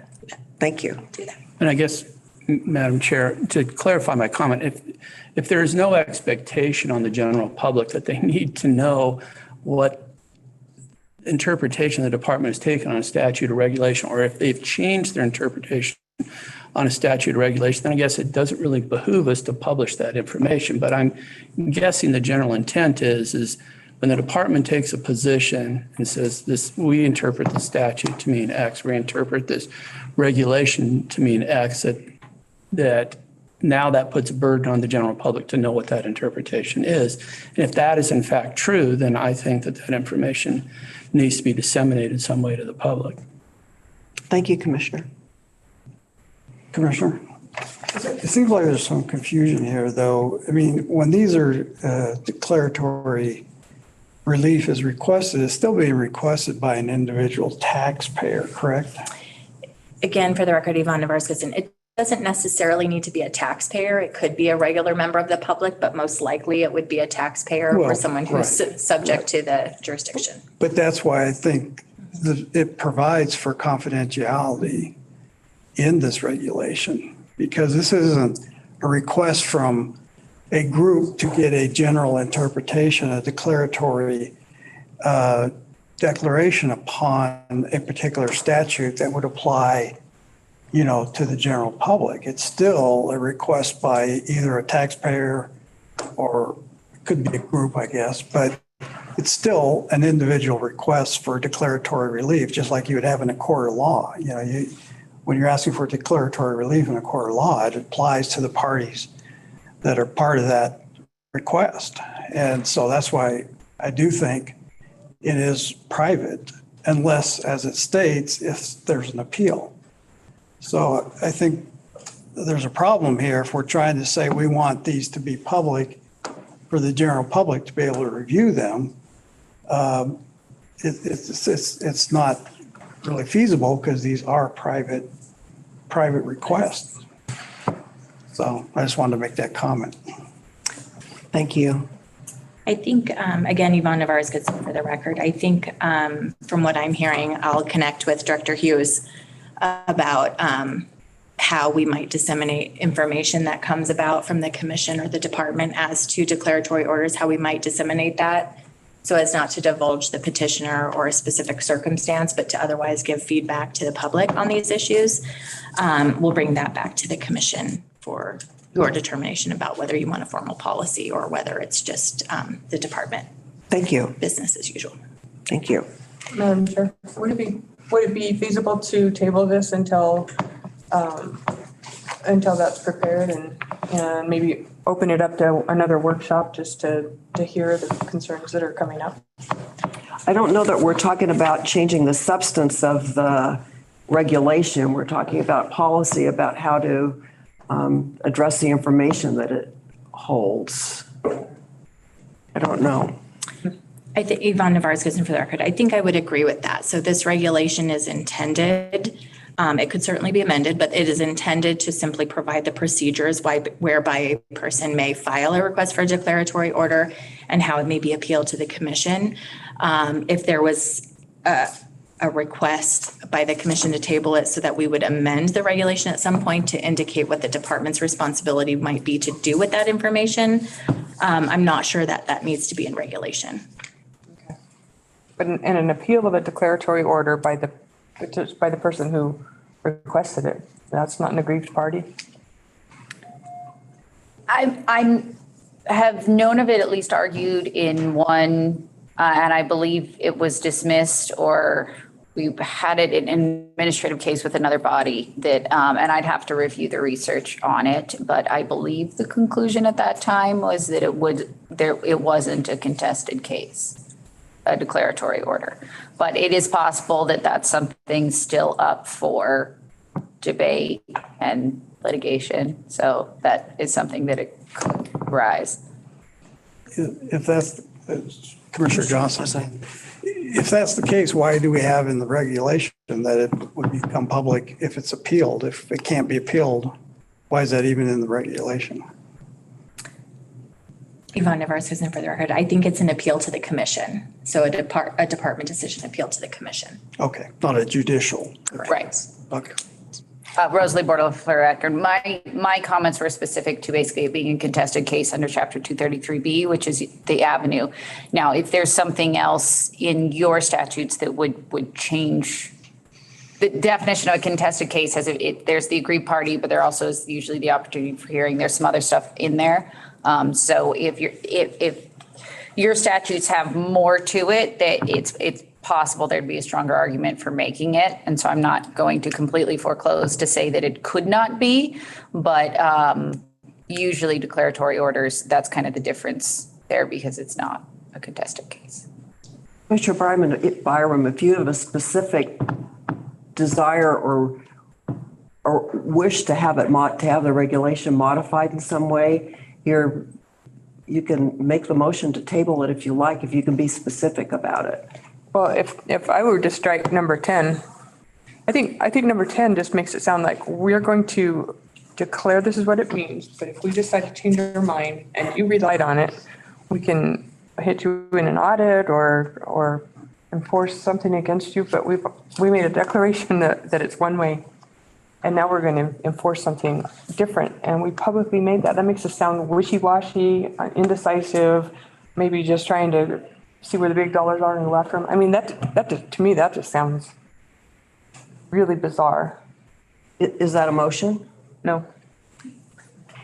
Well, I mean, I share Commissioner Byram's concern. I mean, the provision, Section 10 is potentially problematic. I mean, it could be a gotcha provision, that's for sure, which is really the last thing you want when it comes to our revenue laws. There needs to be some certainty. Certainly in the business community, you have to rely on that. So, I mean, I can vote on this today. I guess my general comment has just been if the expectation is that we put on the public that they need to know the interpretations that the department puts on statute and regulations, however they come about, including through a declaratory order, then I think that information needs to be disseminated to the public. Now, you don't have to put the taxpayers' information or whatever in there, but if the department has now interpreted a statute or regulation to mean something or mean something different than what they have interpreted in the past, and the expectation is the public needs to know about it, then the public needs to know about it. You have to disseminate the information to the public. If that is not the expectation, that the public needs to know about it, then that's fine. I mean, every case will stand on their own, and declaratory rulings can remain confidential. I'll just offer again, Yvonne Navarez-Goodson for the record. My recollection of subsection 10 was that this was recommended by our Attorney General to confirm that the commission would have the flexibility, of course, to issue a revised declaratory order if it needed to. So in other words, the stare decisis comments that Chair Bursey previously mentioned meant that one declaratory order wasn't going to be determinative of this body in perpetuity.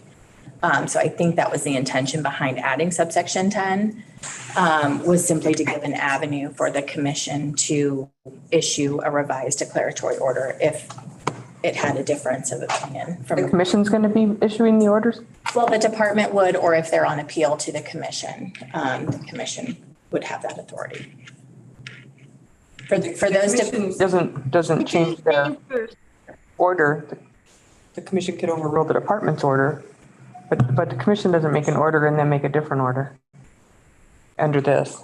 Well, okay. So the department may issue a declaratory order that may be appealed to the commission. So if there's a department if the department issues a declaratory order, they have the ability to again revise that declaratory order, and that revised declaratory order could come before the commission on appeal. So it's the appeal rights to this body. I mean, I understand that, there's potentially good faith value in subsection 10. I mean, if a declaratory order is issued and then at, some later junction in time, that statute is before the Nevada Supreme Court and they've entered a ruling that's now different. Their interpretation of the statute is different than what the department has taken, especially on a declaratory order, then I understand this particular provision. Or I can understand if, whatever circumstances have changed and the department has now taken a different interpretation of a statute. That I get that. My only comment has been is if we have an expectation, the public have knowledge of these interpretations, that somehow we have to get that information out.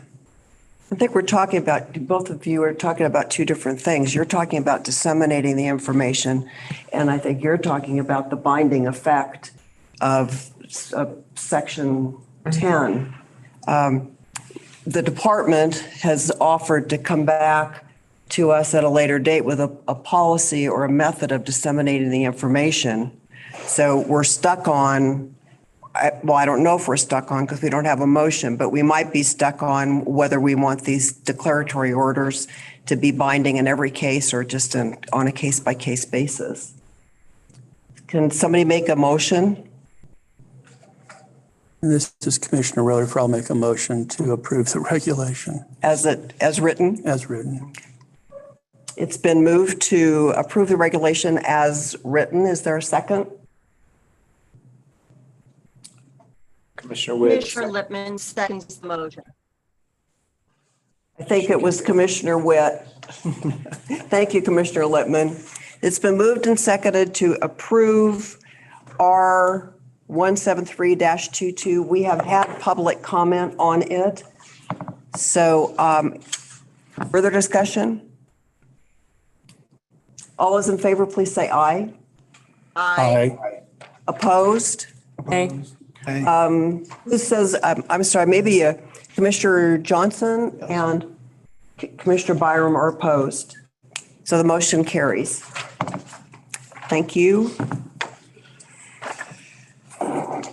We are on, I'm sorry, Yvonne.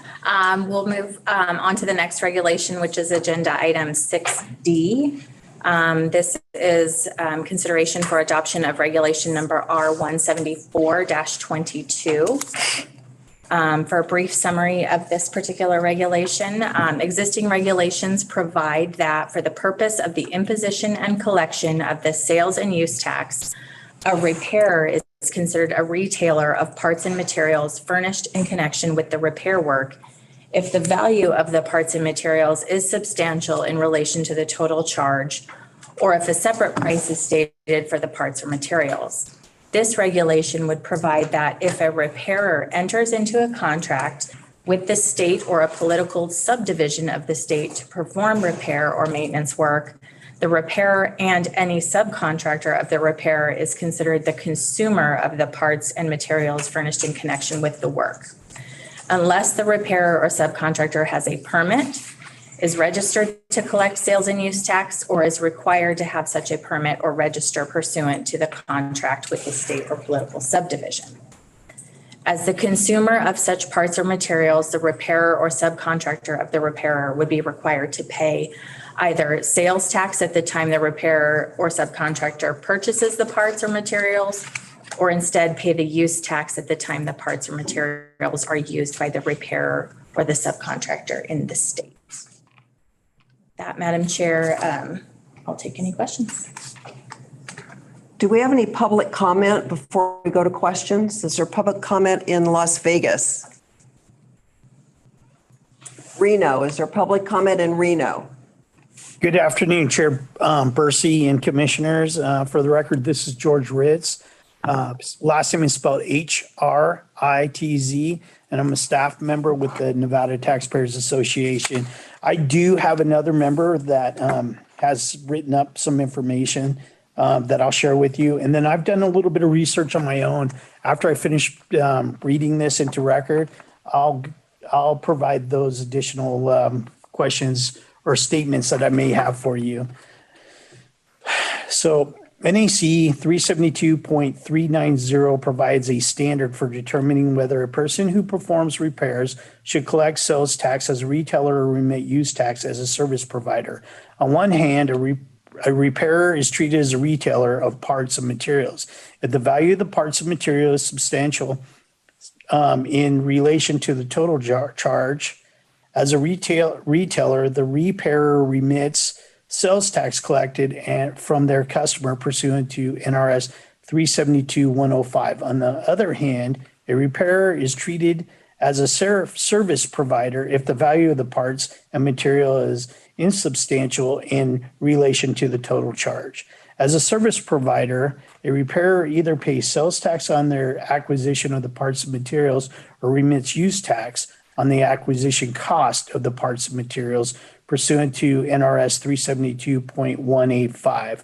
This standard for differentiating whether a repairer is acting as a retailer or a service provider has been followed since at least 1968. The proposed amendment does not have anything to do with the standard for determining whether a repairer is acting as a retailer or a service provider. Nonetheless, it would change the tax treatment of a repairer who is acting as a retailer based on their identity of the customer.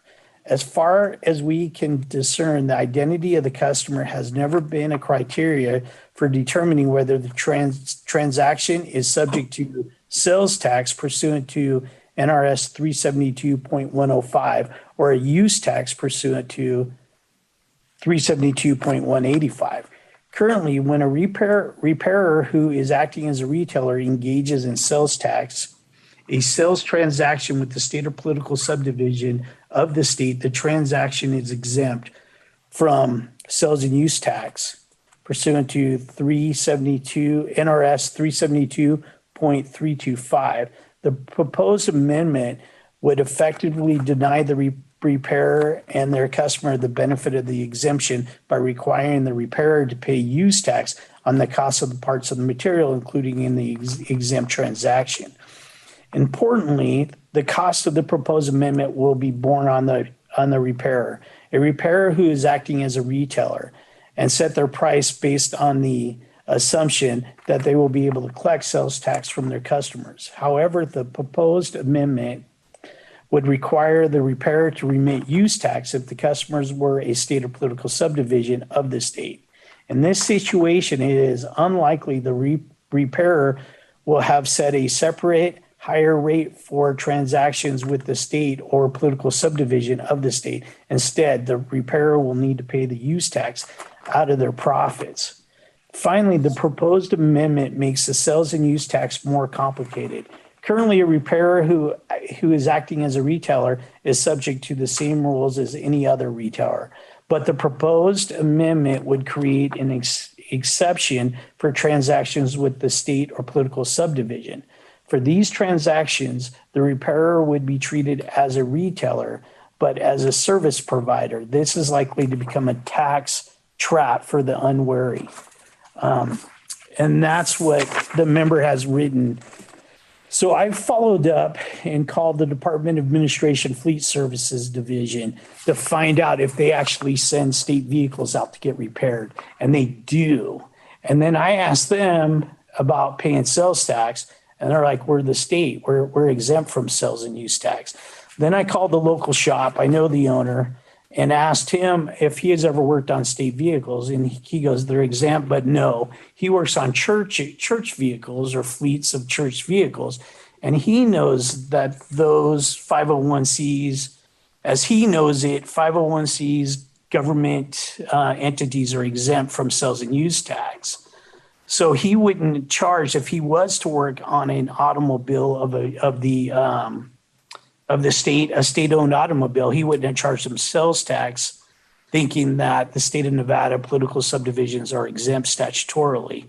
And then I was also looking at, well, kind of thinking about it because I've been taking some of the auto shop classes for fun. But not only would you have the auto shop classes, but if you had the windshields replaced in state vehicles, upholsteries, the muffler shops. And my question for the commission would be, how would you identify these potential taxpayers that if this regulation is proved as is, how, I think it would be important to make sure they're aware of this regulation change. And so one, identify the taxpayers and educate them. And two, these same taxpayers may need some time to update their computer systems from how they've been doing it all these years. And that's all I have, Chair Bursey. Thank you, Mr. Ritz. I just have a question. Was this particular regulation workshopped? Yes, for the record, Yvonne Navarez-Goodson. Yes, it was workshopped. And Mr. Ritz, did you attend the workshop on this reg? Chair Bursey, I'm not sure if I did. The written discussion came in, I just recently received, I want to say at the end of last week, and I was out of town this weekend, but I don't know if you know, but I just recently retired from the Department of Taxation a little over a year ago. So I do remember a case, and I don't know if this really pertains to it, but I want to say it had to do with the transportation entity that's owned by the state. And we ended up going to, and I don't know if it was just through judicial court, maybe it was not Supreme Court, but I always was on the mindset that, the government's statutorily exempt, everybody else has to pay taxes. And in this case, the district's opinion or decision, I should say, made them exempt. So to be honest, I never thought about, the automobile shops. I was always thinking larger, more like the ones that were taken over. In this case, I believe it was like a transportation company that was owned by the city, the county, state, and they were responsible for maintaining the vehicles, doing the hiring, making sure they were picking up the people riding the buses, making sure they were on schedule and stuff like that. So the items I just came up with, I just really came up with them on Saturday. Thank you, Mr. Ritz. I appreciate your comments. Is there any public comment from Carson City? Any questions regarding R174-22? Is there a motion?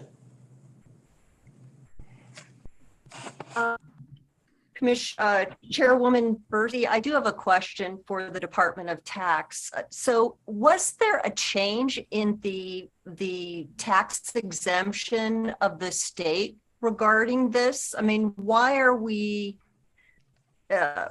is this legislation coming into being? Because it does seem very confusing for service providers that use parts, because if they buy the parts and they're sitting on their shelves, typically if it's going to be resold, they're not paying sales tax. And so in the case of the state, they would have to pay use tax. It's and not collected from the state. So did something change that caused this regulation to come into being? Yvonne Navarez-Goodson for the record. My apologies. I am not aware. In fact, this workshop was held the day I started here with the Department of Tax. So I'm not aware of any particular history. I do know that the law didn't change with regard to exemptions for the state, but I'm not sure as to why we needed this regulation in particular, other than a clarification. Madam Chair, this is Commissioner Byram. Is this related to the case we had where there was a company supplying playgrounds and playground equipment and installing them in schools, government schools? And then the ruling was that you need to accrue the use tax on your cost. You can bury that somehow into your contract or factor it in however you want if you need to get reimbursed for it, but you need to take that into account when you're making your bids, because you still owe the tax. It's a government entity that's exempt, not you. You're the contractor. You're providing the parts. So is it related to that? This is the repair part of this, the building the part, but it's to be consistent. That seems like it reads a lot like the contractor. I remember that case, but I don't know if it's related. Yvonne Navarez-Goodson for the record. I'm not familiar, obviously, with that case, but I do know that whether they've been formal requests or not, we have had questions from repairers contacting the department asking whether or not they can assume the tax exemption that the state or local government or political subdivision receives because they're doing repair work on behalf of the state. And so that might be part of the reason why this regulation came into place, to clarify that particular issue. But I don't know that we've had any written advisory opinion or any sort of other sort of formal response to that other than this regulation. So if it's immaterial, like nuts and bolts you're pulling off the shelf, you ignore them. But if it's substantial, then you... Natasha Gabriel for the record, that was Flex Ground, Nevada. That was actually my case. And I pulled up the briefing for that because it does seem similar. So I'm available for questions because I do have a good memory of it. The regulation states that a construction contractor who's improving real property is a consumer of the materials that it purchases for purposes of sales tax, so that it must pay sales tax. And then or use tax on or that use cost. tax, correct. And then not just the United States Supreme Court, but the Nevada Supreme Court as well in State versus Kelly Ryan indicated that when a contractor or anything like that is doing work on behalf of a governmental entity, they are not subject, they are not within the purview of that tax exemption for the government. So it's separate. Then even though they're doing work for the government, it's not the same. That tax exemption letter doesn't apply to that contractor or retailer or whatnot. So it looks like this regulation, I wasn't a part of workshopping or drafting it as a disclosure, but it looks like it's applying the same sort of law to repairers. Right. Okay. That's what I was thinking. So thank you for clarification. So it does not appear that any laws were changed. And so I do think this is very important to broadcast to taxpayers so that they understand this rule. And I'm thankful we now have a regulation, because it is confusing and not intuitive. So I do remember that case, and this certainly helps clarify and provides a methodology for taxpayers to use. And as the public comment indicated, this is not, we really do need to get this information out broadly so people can be compliant. Thank you, Commissioner Lippman. Is there any further discussion on this regulation, proposed regulation? Chairperson. Is there a motion? Commissioner Byram, I would like to make a motion to adopt Regulation R174-22 for sales tax on repairs. Is there a second? Commissioner Roder for second. Thank you, Commissioner.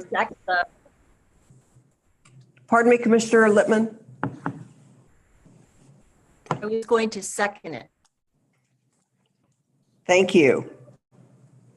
It's been moved and seconded that we adopt proposed regulation R174-22. Any further discussion? All those in favor, say aye. Aye. Opposed? Aye.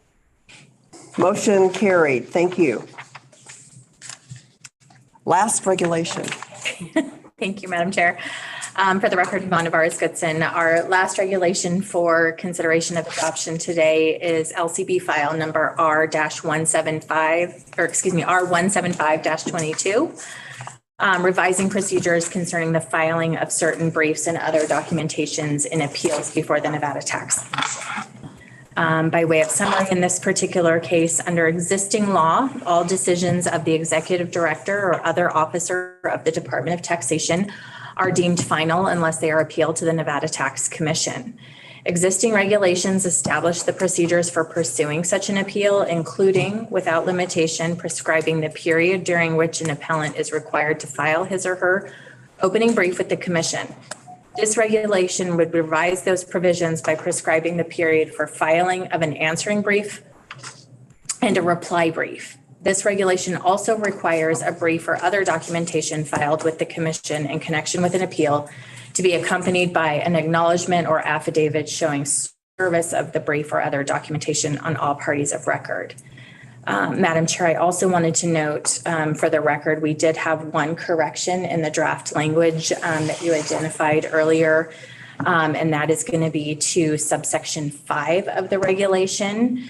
Currently, it states that the respondent shall file an answering brief and identify the parts of the record that are relevant to his or her appeal. Instead, it should say not appeal, but relevant to his or her response, because this is the provision that governs the respondent. So if the Commission is inclined to adopt this regulation, I would ask that it adopt it with that amendment as well. Thank you. Are there any questions regarding regulation R175-22? So, Madam Chair, I guess one quick question with regard to the Commission Chair's authority to grant an extension of time.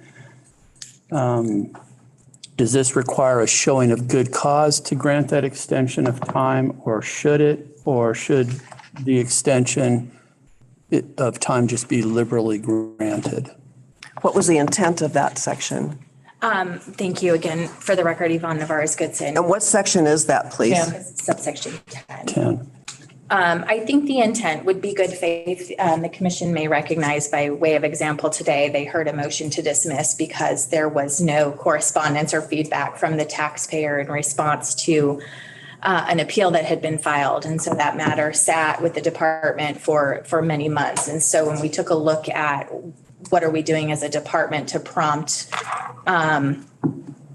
responsiveness on behalf of the taxpayers who are seeking these appeals, we looked at this regulation and thought we should have a better process or timeline by which individuals are submitting opening briefs. And by individuals, it's usually one of our deputy attorney generals representing the department along with the taxpayer.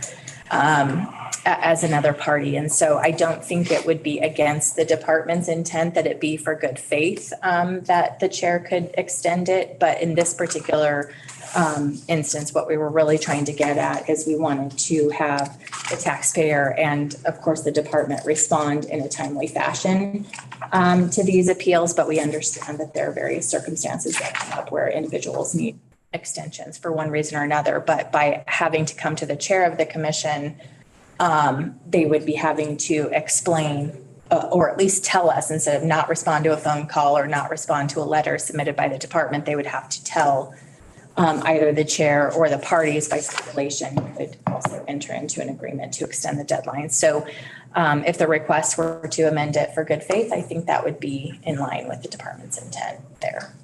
Commissioner Rutherford. Yeah, I mean, to me, it just seems like if you're going to grant an extension, there should be some showing of good faith or good cause to do that extension, not just liberally grant it.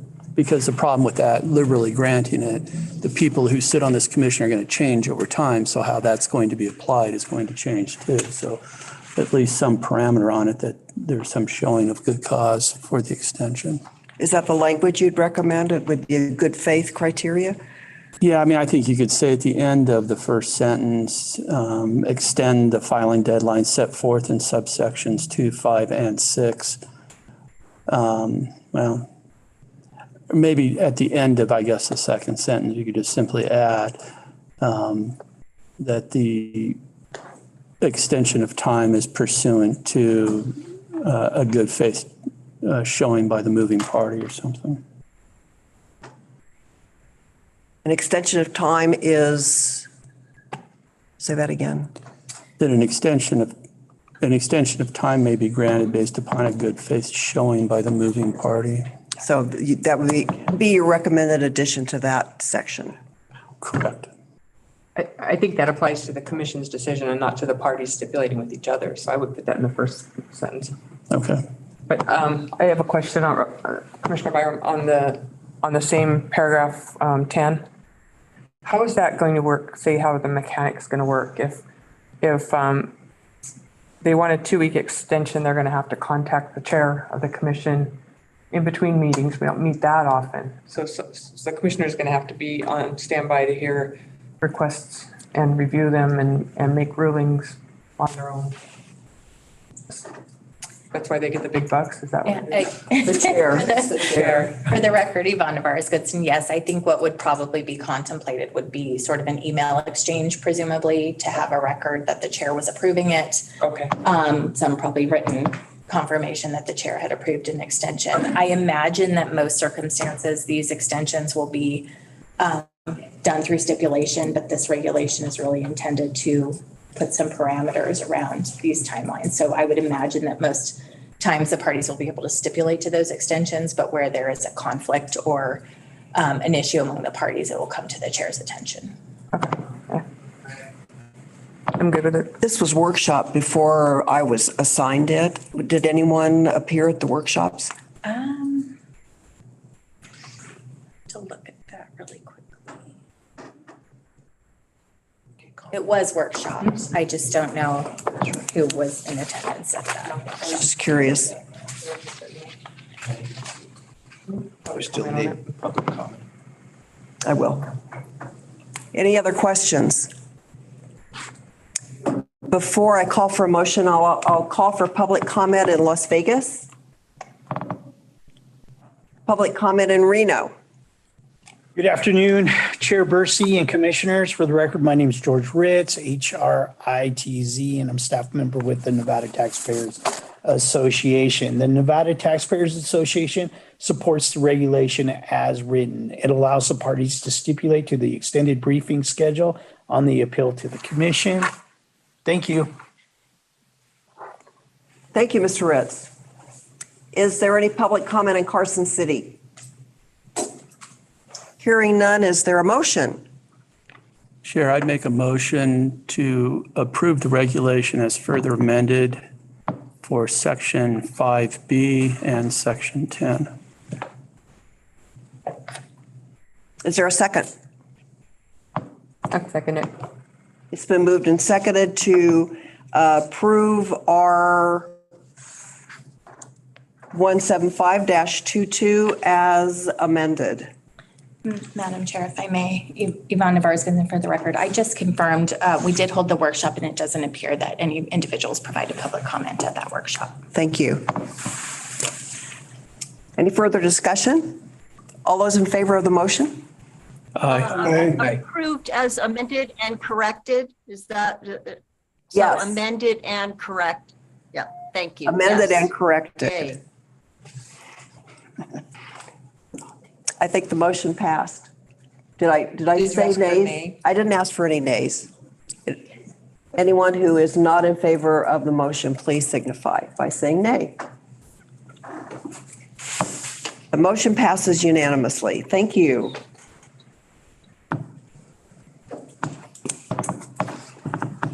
Information items? Thank you, Madam Chair. The commissioners were provided with various information under our informational items.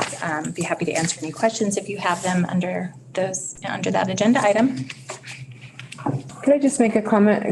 Would it be possible to sort the dollar amounts of these lists in order of dollar amounts so that we can focus on the ones that are a little more substantial? Just that when we need to go through this many pages, it would be helpful. Thank you. That was helpful when we asked for it. Maybe you'd ask for it with the write-offs. Right. I also like it when the decimal points are lined up rather than the dollar amounts sorted or, centered. Because sometimes they may not have anything after the decimal point, but when they're centered, you can't. Okay. Where your focus needs to be. I'm sorry, I am really persnickety. Thank you. Comment added. Okay. Moving forward to agenda item number 7, briefing. I have a quick brief report on behalf of Director Hughes under this. It's item number 8, if that matters for the record. Sorry, mine says 7. Nope. Looking at a bad draft, apparently. Apologies. Item number 8 for the briefing. First and foremost, on behalf of Director Hughes, we just wanted to thank our Las Vegas staff for getting the room ready today. It was quite the undertaking to make sure everything got in place for today's in-person meeting. So we wanted to especially thank them for their work on that. Director Hughes also asked me to let the commission know that our executive director, as well as our deputy directors of compliance and IT, will be attending the Western States Association of Tax Administrators Conference in Spokane between October 23rd and 26th. And so I look forward to them bringing back a brief for you after that meeting. And then finally, we wanted to let you know that we will be issuing the quarterly tax notes this week to all interested parties. And this will be also the opportunity for any briefing by the commission. I think the only thing left is our next meeting date, which is not today. It's November the 3rd, 2022, and December the 5th, 2022. Those will, I don't know whether those are in-person meetings. This is temporary for me. Again, no problem. Yvonne Navarro's good for the record. So the November 3rd, 2022 is a special meeting. It's intended primarily for the commission's consideration of adoption of a temporary regulation regarding consumption lounges. So that will be on the record for November 3rd. We're currently looking to see, since we'll have a quorum of the commission together, whether we can squeeze anything else on that meeting while we have you, but it's otherwise looking to be a very brief meeting. Is that a Zoom meeting? Probably. I imagine we'll probably have a location available for members of the public, but commissioners will be able to attend via Zoom for that special meeting. And then our next regularly scheduled commission meeting is December 5th. And I'm not sure of our location yet on that, but I will be sure we'll get back to the commissioners on location. I didn't ask if there were any items for future agendas. Anyone have anything? Well, thank you all for joining us here. This has been kind of a treat to have everyone. Oh, public comment. Is there public comment in Las Vegas? Public comment in Reno? Public comment? Yes? Oh, none in Reno. Thank you. I'm sorry, I didn't hear. No comment. No comment in Reno, no comment in Carson City. Now I'll thank everyone for coming here today. I know it took a lot of time and effort to join us in Las Vegas, and we sure appreciate it. Road trip. Yep. Drive. Thank you. I'm going to call the meeting adjourned. Commissioner Bruce.